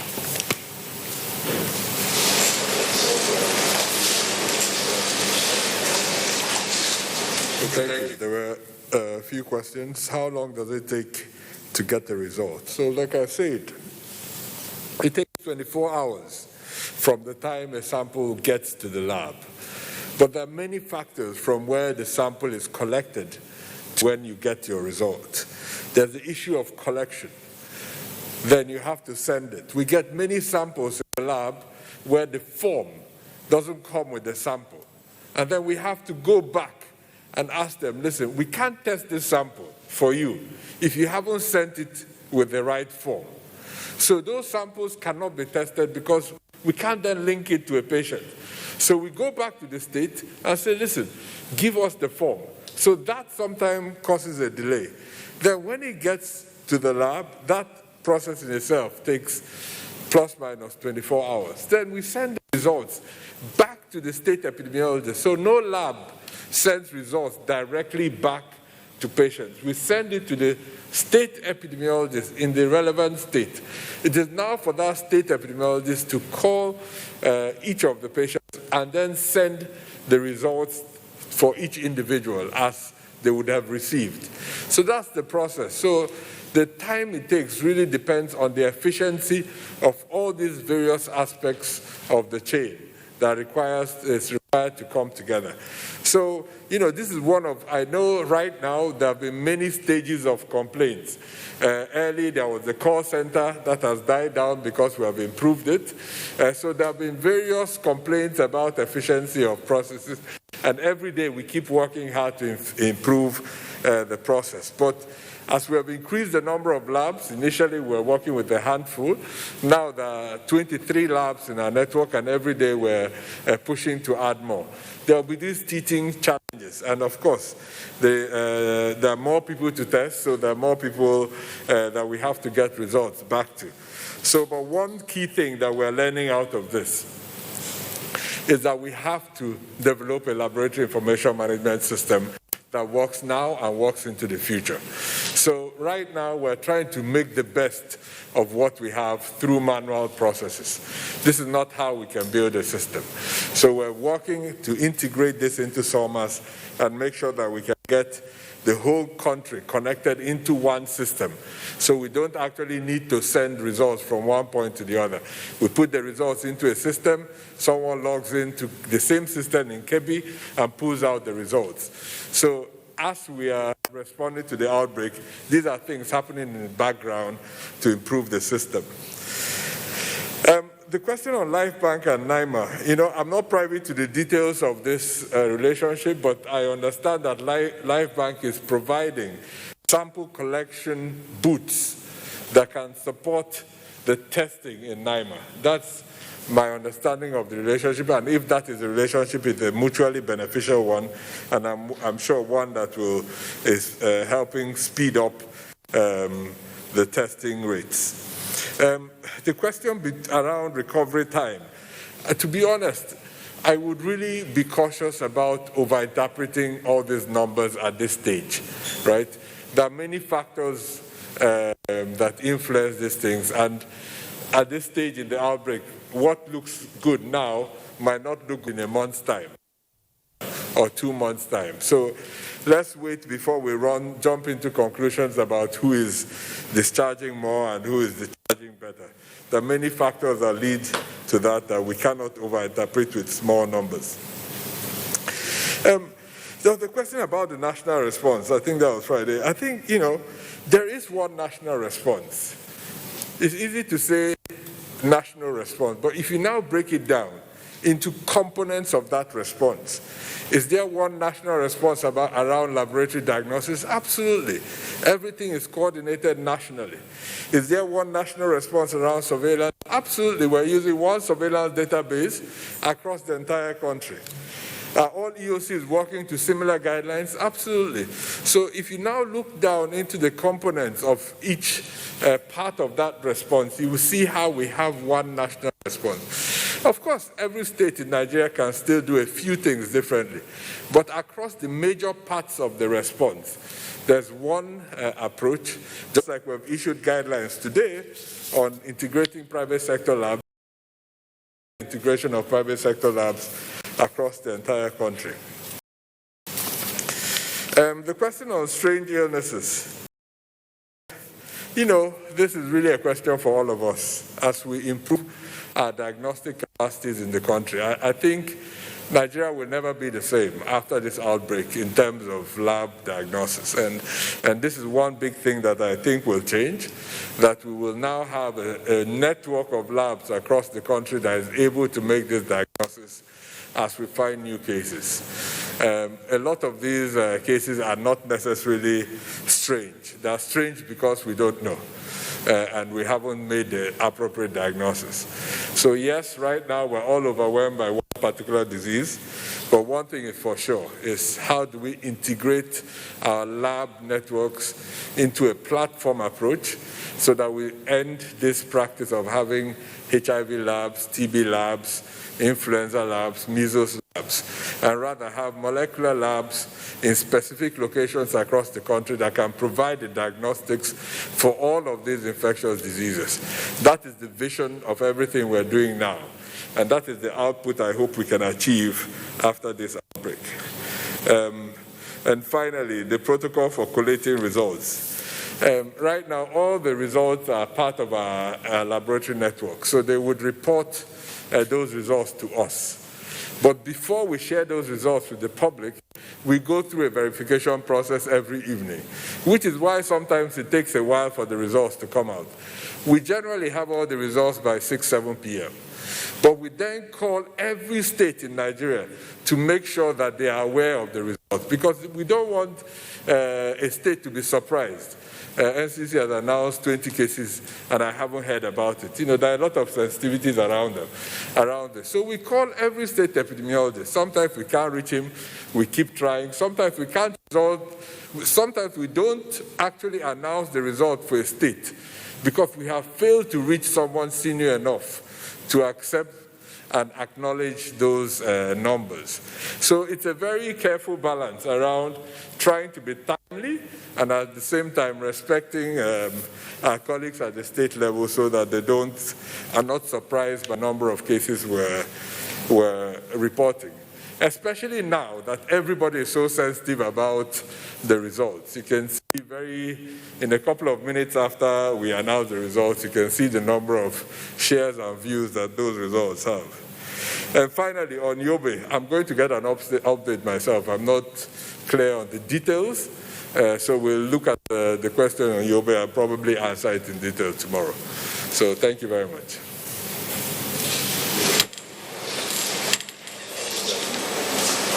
Honorable Minister of State Education.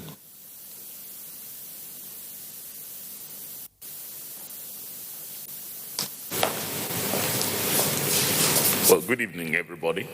I think the question had something to do with how we engineer learning for special students. Right now, there are no special provisions for them. As a matter of speaking, almost all special students in the different categories would have to use the guidance we had given normally how they learn when they weren't before COVID. For blind students, the Braille centers that we established had already materials that they could take home and study with. Because the way we teach special teachers, because our special school in Oyo, where we prepare special teachers for special students, we prepare them to be able to give them materials that they can study on their own ahead of curriculum before coming to school. But for the deaf and dumb, because they have special schools for them because of their own peculiar learning disabilities, we cannot transmit online without necessarily leaving them with the material. So when there are people who are able to communicate in the manner we have behind me, they also demonstrate that over a TV program or a broadcast so that they're able to absorb that. We're also communicating curriculum along with it when we broadcast. However, where those are not available, they may need special interpreters who can then communicate that at the level where they may be at the various places where they have gone back to, because we can't assemble them at a particular place to them. So the visually impaired or the hearing impaired, both are special in the way information gets to them. Every other person who has any form of other physical limitation, but can hear and can see, will have to use the same online services that we've made available to the generality of our students. That's it. Huh? Oh, okay. Good news for all our scholarships. Yes, the money has actually gotten to the embassies. We don't pay students directly. The embassies at the various locations. We've confirmed this afternoon that UK has really gotten their students have confirmed that scholarship has been paid in the UK.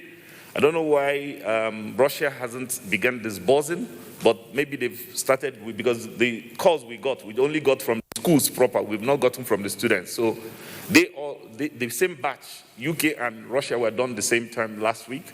And so if today is just Monday from the last month, we only opened this working last Monday. So I'm sure the CBN finished processing all of them. And by this morning, we have confirmed from the UK that students there have already started receiving credits to their schools and then credit to them. So I'm sure that maybe by the end of work today or tomorrow, students can then in Russia as well get the same kind of news because the batch was the same. The CBN did them at the same time, so I'm sure that all of that is done. Thank you. We'll invite the SGF to take the podium.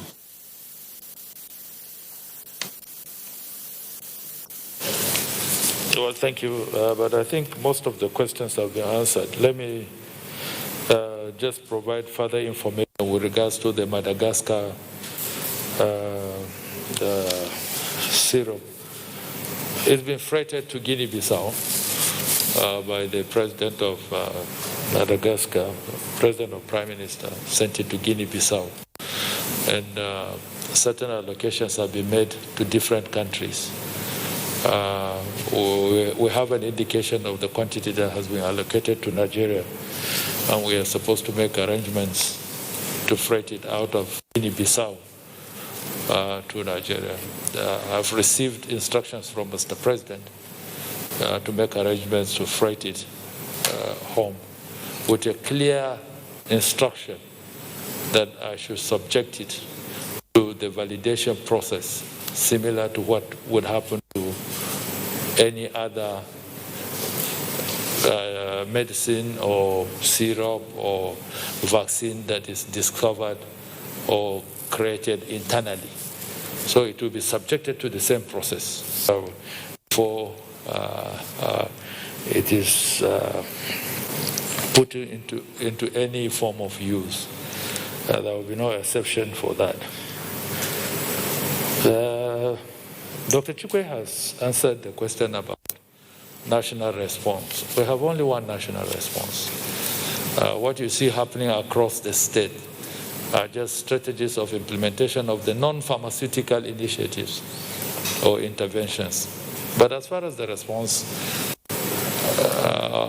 against COVID-19 is concerned, is one, as outlined the fundamentals. But Mr. President was also mindful in his speech to say that states can put in place processes that are peculiar to them with a caveat. It must be within alignment with the framework that has been provided.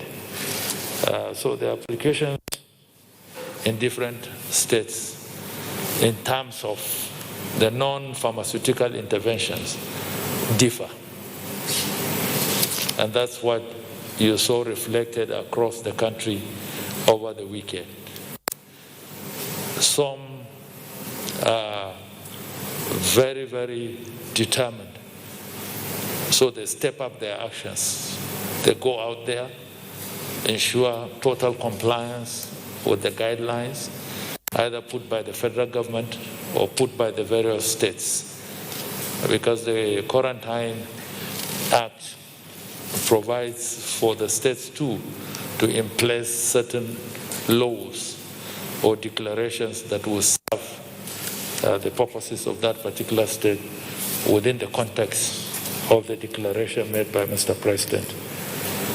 So the variations you see are not out of order as such.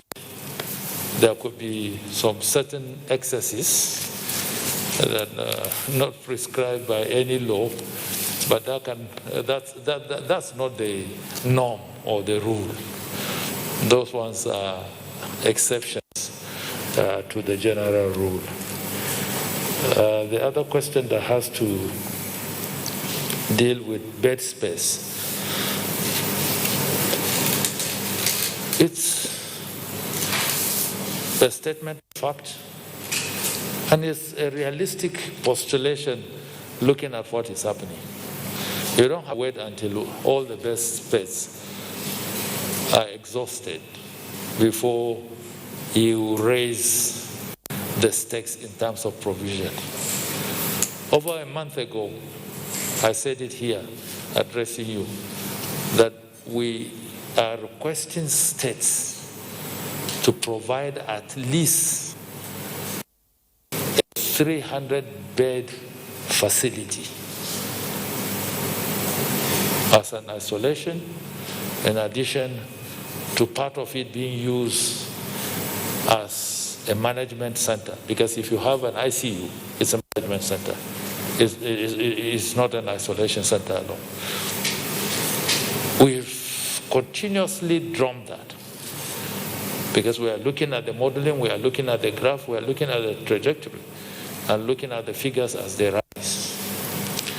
And when you begin to see in a particular state, the figures moving from 20, 30 a day to 80, 100 a day, you are definitely, whatever the calculations are in terms of bed space, very soon that figure would far outstrip the bed space that is available. And that is why we are saying that take advantage of every offer that has been made. And specifically, I referred to the offer that was made by the Conference of Catholic Bishops very early into our developing our response and our management of the issues. They have across the nation 425 health facilities, from hospitals to clinics to dispensaries, and they have made it available. And that's why we are now requesting the state government. We have said that before. We're just re-emphasizing it, that if you're running out of your space in your own health facilities, the Conference of Catholic Bishops have offered this. So approach the leadership of the church in different states and see what you can do with the facilities that have been offered. Because they've offered it, they're not asking for any payment for it. They're saying that, look, use it, adapt it. If you need to do any update on it or improve on it so that it meets your purposes, but we have made it available for the use of the good of the people of Nigeria. And I believe that's an offer that in every place we need to take advantage of that and ensure that we utilize it. Following to that, in my statement today, you must have heard me talking about community ownership of the process. And we were calling all our community leaders, religious leaders, to step up. The reason being, transmission is already in our communities. Because the first approach that we put in place as a presidential task force was to contain the importation of the virus. We've gone past that now. We are not contending with the importation of the virus. We are contending with the transmission that is taking place in the communities. So availability of bed space everywhere must be taken into cognizance in this next stage of approach. And I did say in my statement that we are working on a protocol that will soon be released as to how we can take advantage of all the facilities that we have all over the states, all over the local governments, and all over the nation to prepare them and put them in the state in which they can deal with the issues of community transmission. Because it will soon become impossible for the state capitals to begin to contend with the numbers that might be thrown at them. And if you can localize a cluster in a particular local government, you need to begin to prepare for the containment or for the provision of infrastructure in those local governments. So we need more bed space. As more bed space are made available and are being prepared for that particular exercise, every bed space that is being offered should be taken up by the state governments. Ours at the national is just to give the framework of the direction of where we should be headed. And I expect the states to key into that. Human rights abuses. Yes, even yesterday I got a letter from the Executive Secretary of the Human Rights Commission cataloging what has happened since the ease on the lockdown. And each component is broken, and a similar letter goes to the institution that is being accused of the infringement on human rights, because we have tried as much as possible to deal with that and segregate whatever accusations there are and send to the various heads so that appropriate investigation and disciplinary action can be taken, and also proper investigations can be conducted to ascertain the veracity or the authenticity of the allegation. It is not just to be taken on the face value for most of the accusations that are being made. So we have developed a process, and whenever those organizations like the police, the DSS, after they have investigated, we get a report. And the intendment of that is for us to compile and keep for record purposes. These are the number of infractions, these are the actions taken, and these are the remedies that have been put in place. Like you rightly said, after COVID-19, somebody can just raise an issue about human rights abuses. But if you have codified, documented what steps have been taken to address those human rights abuses, that will be a proper defense for the actions that have been taken by the different security agencies and organizations. Newspaper vendors. Well, we consider that to be essential services, but I don't know what a vendor is doing in Abuja. Why should he be heading to, is it Borno you said? Yeah? Okay. But does the vendor in Abuja go, does he have to go to Borno? I thought they just dispatched these things. Complaining on behalf of his colleagues. His vehicles convey. Oh, vehicle, not vendors, not the newspaper vendors. If it's a vehicle, media houses' vehicles, I know that they are the ones that normally move the papers or they are freighted. I know that sometimes newspapers are freighted because I used to live in Yola. We will always receive our paper one day behind schedule because we have to wait for the plane to bring it and before the vendors will share it. So I assume that that is what is happening. As much as possible, media and news items being circulated and distributed across the country fall under our exemption of essential services. Because if the papers don't get to the communities, they will be fed with wrong information through social media, through all manners of things. So I believe that the police too and the agents are watching this live briefing. They will take appropriate measures to ensure that vendors are allowed free access. Newspapers being sent to different locations in the country should be allowed free access. And lastly, the issue of assault on health workers, whether there is any punitive measures we can take. Well, that's a very difficult question because we are dealing with people infected with a virus that is a matter of major concern to public health. It's not as if having threatened health workers, harass health workers, held them in captivity. At the end of the day, you'll be wondering, what do I do with this patient? Do I send him to jail to go and infect more people in the jail?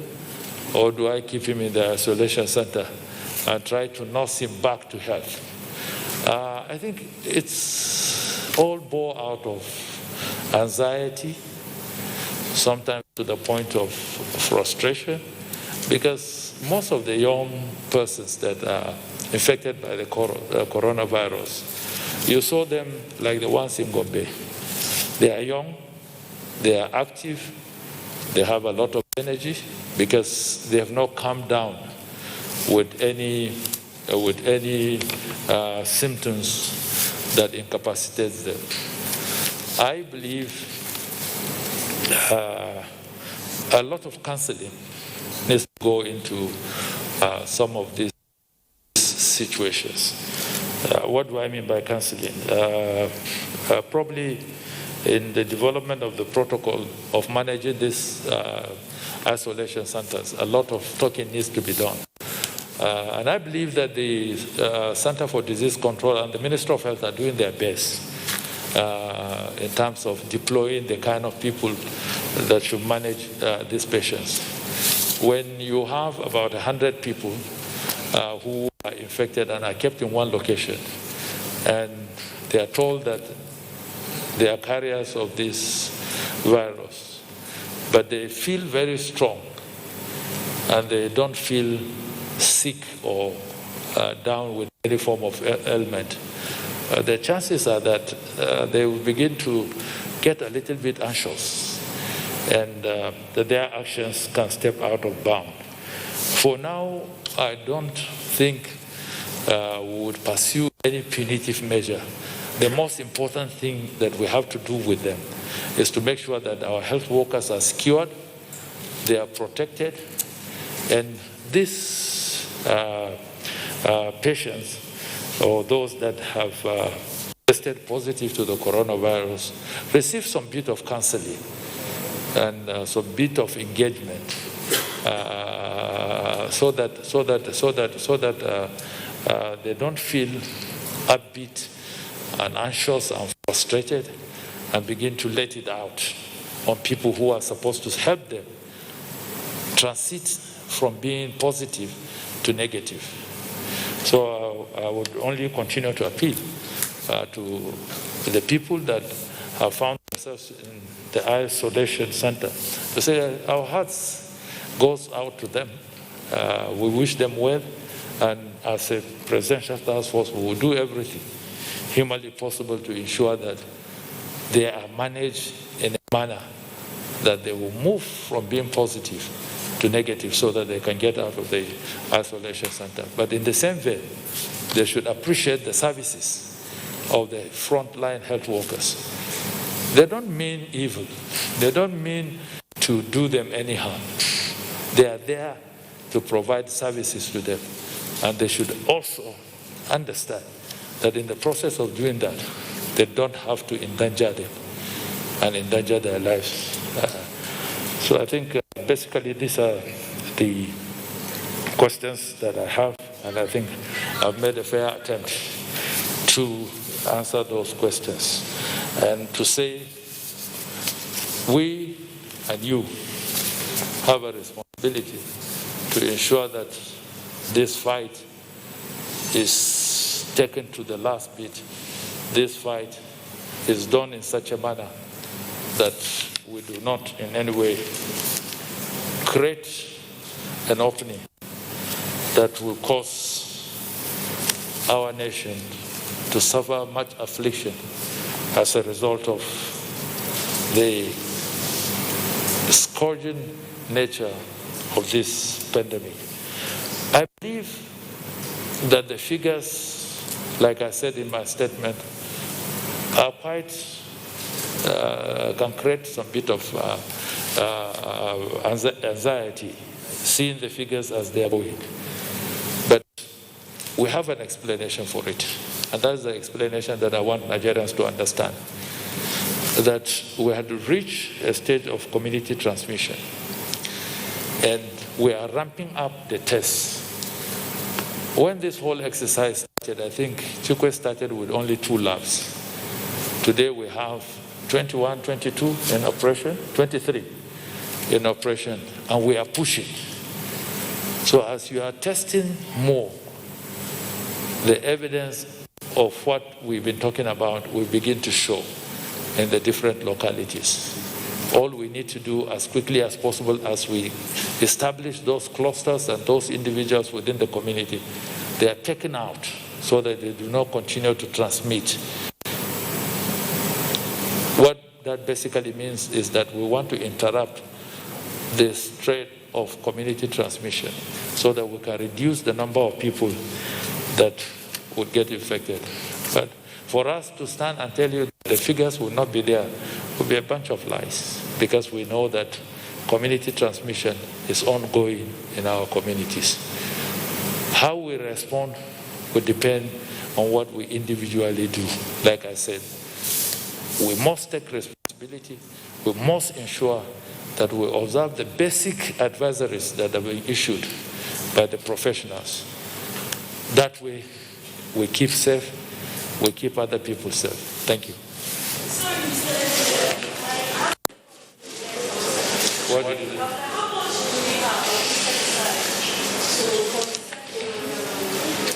I don't know. I thought Dr. Sani will know that because he's the national coordinator, he's in charge of the budgeting, but I think some amounts of money have been set for research. Not only that, on an annual basis, most of our ministries commit some funds for research.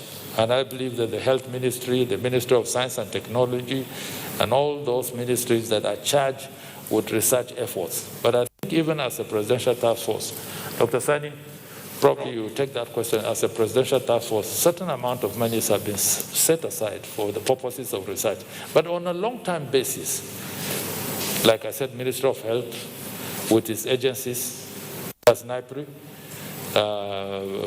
NAVDAC, and the Nigerian Medical Research Institute, all of them are committed for research. So every money that is sent on the budget line, specifically some portion of it goes to research every year. So the question of research is just not for now. It's a continuous process. And I believe that they are doing that.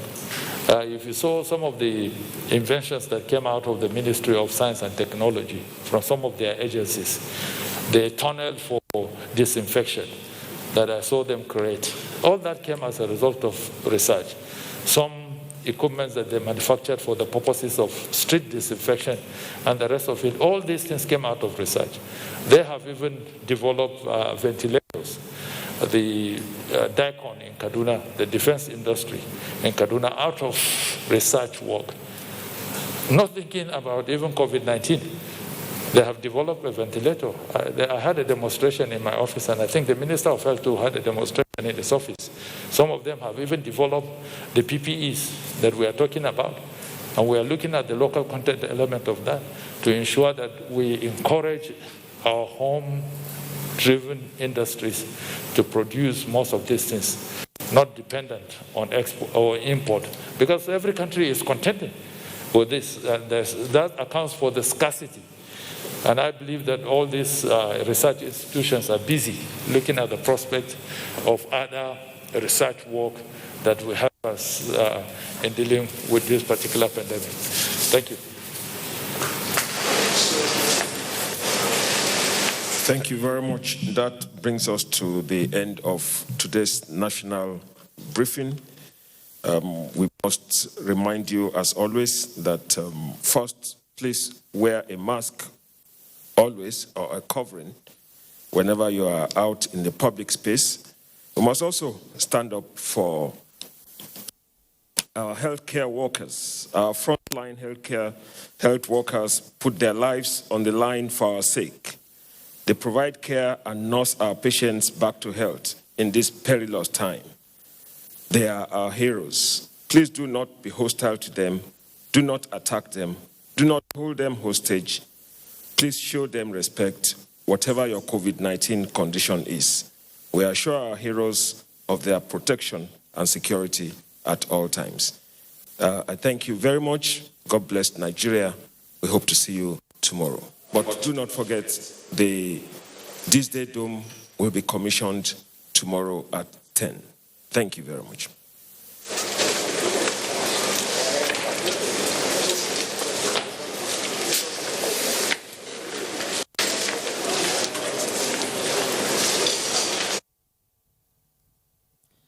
The daily briefing there of the Presidential Task Force on COVID-19.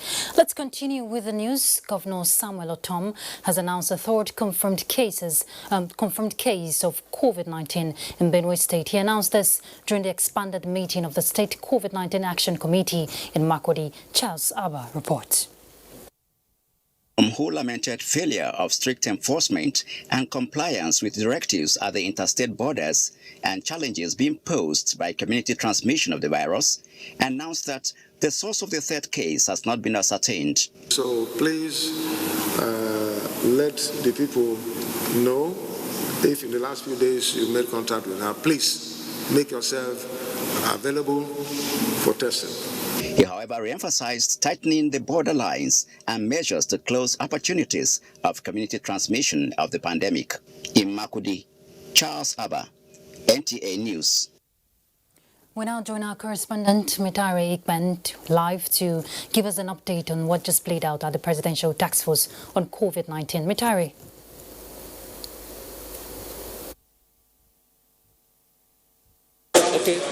Thank you very much. The President's Task Force on COVID-19 said that the first phase of 2 weeks of easing the lockdown in the Federal Capital Territory, Lagos, and Ogun states has witnessed increased number of coronavirus cases. It says it is reviewing the situation and that in a matter of days it's going to come up with measures which will be used to contain the spread of the pandemic. And also the PTF confirmed the shortage of bed spaces in isolation centers in some of the high-burden states.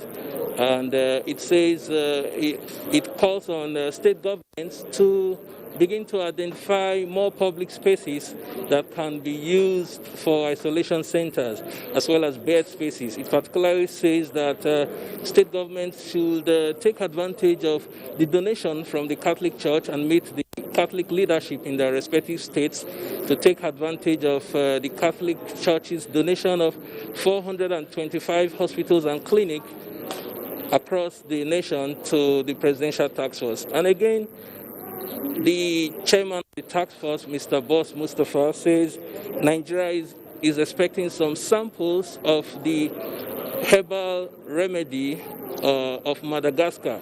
Nigeria is expecting some of these samples of the Madagascar herbal remedy from Guinea-Bissau, but with strict instructions from Mr. President that these samples must be subjected to Nigeria's own validation processes before they are either approved or disapproved.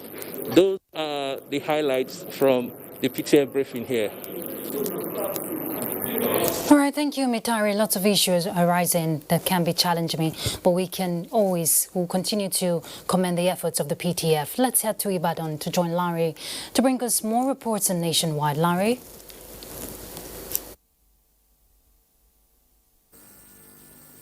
Thank you very much, Ruth, and welcome to Ibadan. As part of its efforts to cushion the economic effect of the novel coronavirus pandemic on residents of Oyo State, government has commenced the distribution of palliatives to the less privileged in the state. Kayode Oladoshu reports that Governor Seyi Makinde flagged off the program at Igbora in Ibarakwa Central Local Government area of the state. Governor Makinde stated that the distribution of the palliatives stemmed from the fact that businesses of the people have been affected by the economic ash of coronavirus pandemic, with 10,000 households identified as poorest of the poor to benefit at Ibarakwa zone. The distribution will also go around other 6 geopolitical zones of the state. The ones that are being distributed right now will be for the poorest of the poor. We already have the data. We have a separate body that created the data. So the data for each local government is written. All their names, their addresses and phone numbers are with the people that are doing it. Earlier, Governor Makinde visited the primary health care centers in Ideri and Igbora, which have been marked as isolation center. He also checked the activities of students at the Directorate of Vocational Skills and Entrepreneurship Studies at the Ibarakwa Polytechnic, Erua, where bed sheets and face masks are being produced in Ibadan. Kayode Oladoshu, NTA News. Educational institutions and students in Ogun State are adapting to the process of e-learning as challenges of COVID-19 continues to affect the system. Lekon Agbode completes the report. The coronavirus pandemic has reshaped almost every aspect of human endeavors, including education. Most governments around the world have temporarily closed down educational institutions in an attempt to curtail the spread of COVID-19. For students to stay connected to school by all means, the federal government recommended mixed media learning platforms. While some are using Zoom, some are glued to radio and television for educational programs.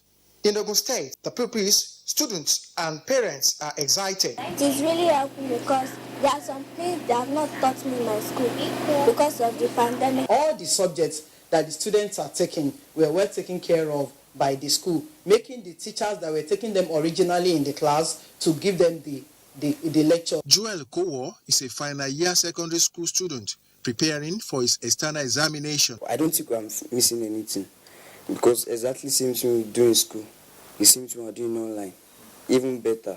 It's interesting and it's a good method of learning. Besides epileptic power supply, internet connectivity is key for students to enjoy seamless participation in online classes. In Abeokuta, Lekon Agbonde, NTA News. And that's the size of our contribution from Ibadan. Rest of Nationwide continues with Ruth in Abuja. Thanks, Larry. To curb community spread of COVID-19, Ekiti state government has tightened security at its boundaries, with other states while making effort to procure testing equipment to enhance the fight against the virus. The State Commissioner for Health and Human Services, Dr. Mojisola Yaya Kolade, gave the indication at the State COVID-19 Task Force press briefing in Ado Ekiti. Let's hear from Ayodeji Ogunshaki. Among the non-pharmaceutical interventions to curb the community transmission of COVID-19 in the state is the interstate boundary closure. The rate at which some people are still finding their ways to the state, however, become worrisome, which the task force decried with the belief that for the fight against the pandemic to be won, people must adhere strictly to the various measures set by government. You come into the state, you can either return back at the entry one, or you choose to go into our isolation center. The Health Commissioner said government is making efforts to procure more testing equipment and explained that those tested positive to the virus in the state are responding to treatment, while efforts are on to prevent further spread.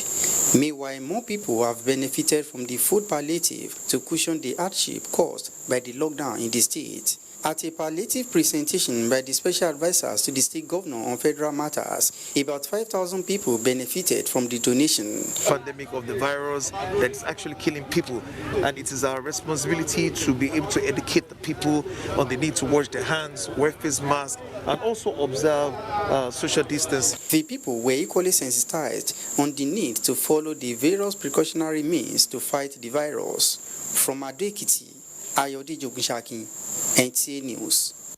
The National Youth Service Corps has donated personal protective equipment and other kits to Taraba State Government as part of efforts to curb the spread of COVID-19. Joseph Zena Agambu reports that the equipment were presented to the State Governor, Darius Ishaku. This personal protective equipment and other kits presented to Governor Darius Dixon Ishaku are locally produced by the Corps members who gain various skills through the skills acquisition training provided for them on camp. Governor Ishaku expressed satisfaction that the NYSC has risen to the challenge posed by the COVID-19 pandemic by channeling their expertise in the production of preventive equipment to support government in its effort at curbing the spread of the virus. One of the ways we can curb it or reduce it is if we have testing equipment. For now, we don't have in Jalingo. We understand there is a mobile testing equipment, of which we have indicated that we're interested. Governor Ishaku, who expressed optimism that the state will soon receive delivery of mobile testing equipment, admonished people of the state to try and minimize the spread of the virus by keeping strictly to all safety guidelines prescribed by authorities. In Jalingo, Joseph Zanagambo, NTA News. And from Jalingo, we head to Duse, following the increasing rate of COVID-19 infections in Jigawa, particularly Duse, the state capital. Series of measures have been taken by the state government to contain community spread and ease hardships of the residents through provision of palliatives. Correspondent Mohammed Musa Askira reports that while the level of compliance is impressive in some areas, in others, particularly Duse, authorities need to do more on enforcement. In total, 8 local government areas were locked down since the index case of COVID-19 was recorded in Jigawa State. Of the 8, 2 local governments of Gumel and Kazaure were reopened following the certification of zero coronavirus pandemic case in the areas. The order, however, remained in force in 6 local government areas of Miga, Goram, Taura, Auyo, Bunikudu and Dutse, the state capital, in view of the growing number of new cases of COVID-19. To contain the community spread of the viral infection, government rolled out measures to complement the lockdown, which include ban on the roaming of Almajirai on the streets by making adequate provisions for their feeding at their respective study centers in the affected local government areas. It has become necessary to impose stricter measures in the affected areas, particularly in Dutse, that carries almost 60% of all the cases in the state. Others include mandatory wearing of face masks and use of hand sanitizer by all residents in the affected communities. The state government has continued to distribute food items to the vulnerable group to ease the hardship brought on them by the lockdown order. However, despite these safety and palliative measures put in place, residents still move about with little attention to social distancing, wearing of face masks, use of hand sanitizer, among others, as was advised by the health experts. This situation, therefore, requires the stakeholders to step up efforts in the area of public sensitization. From Dutse, Muhammad Musa Askira, NTA News. Let's look at security issues. 17 bandits operating in parts of Kaduna State have been killed in joint clearance involving troops of Operation Thunder Strike and Well Stroke with support from the air component of Operation Gum Aiki. A statement by the Coordinator of Defense Media Operations, Major General John Eneche, indicates that the criminals were eliminated from their hideouts around Mashigi, Galbi and Kabarasha villages in Gwagwada district of Chukun local government area of Kaduna State. Major General Eneche notes that 3 empty houses and a church building at Kabarasha village were particularly damaged during the encounter. The armed forces regret the unfortunate incident and have set up a panel in liaison with the Kaduna State government to investigate the occurrence with a view to provide compensation. The statement commends the public for their support and enjoined them to regularly provide credible information that will facilitate the operations of the armed forces. And just before we go, let's have a quick check on our weather prospect for Tuesday.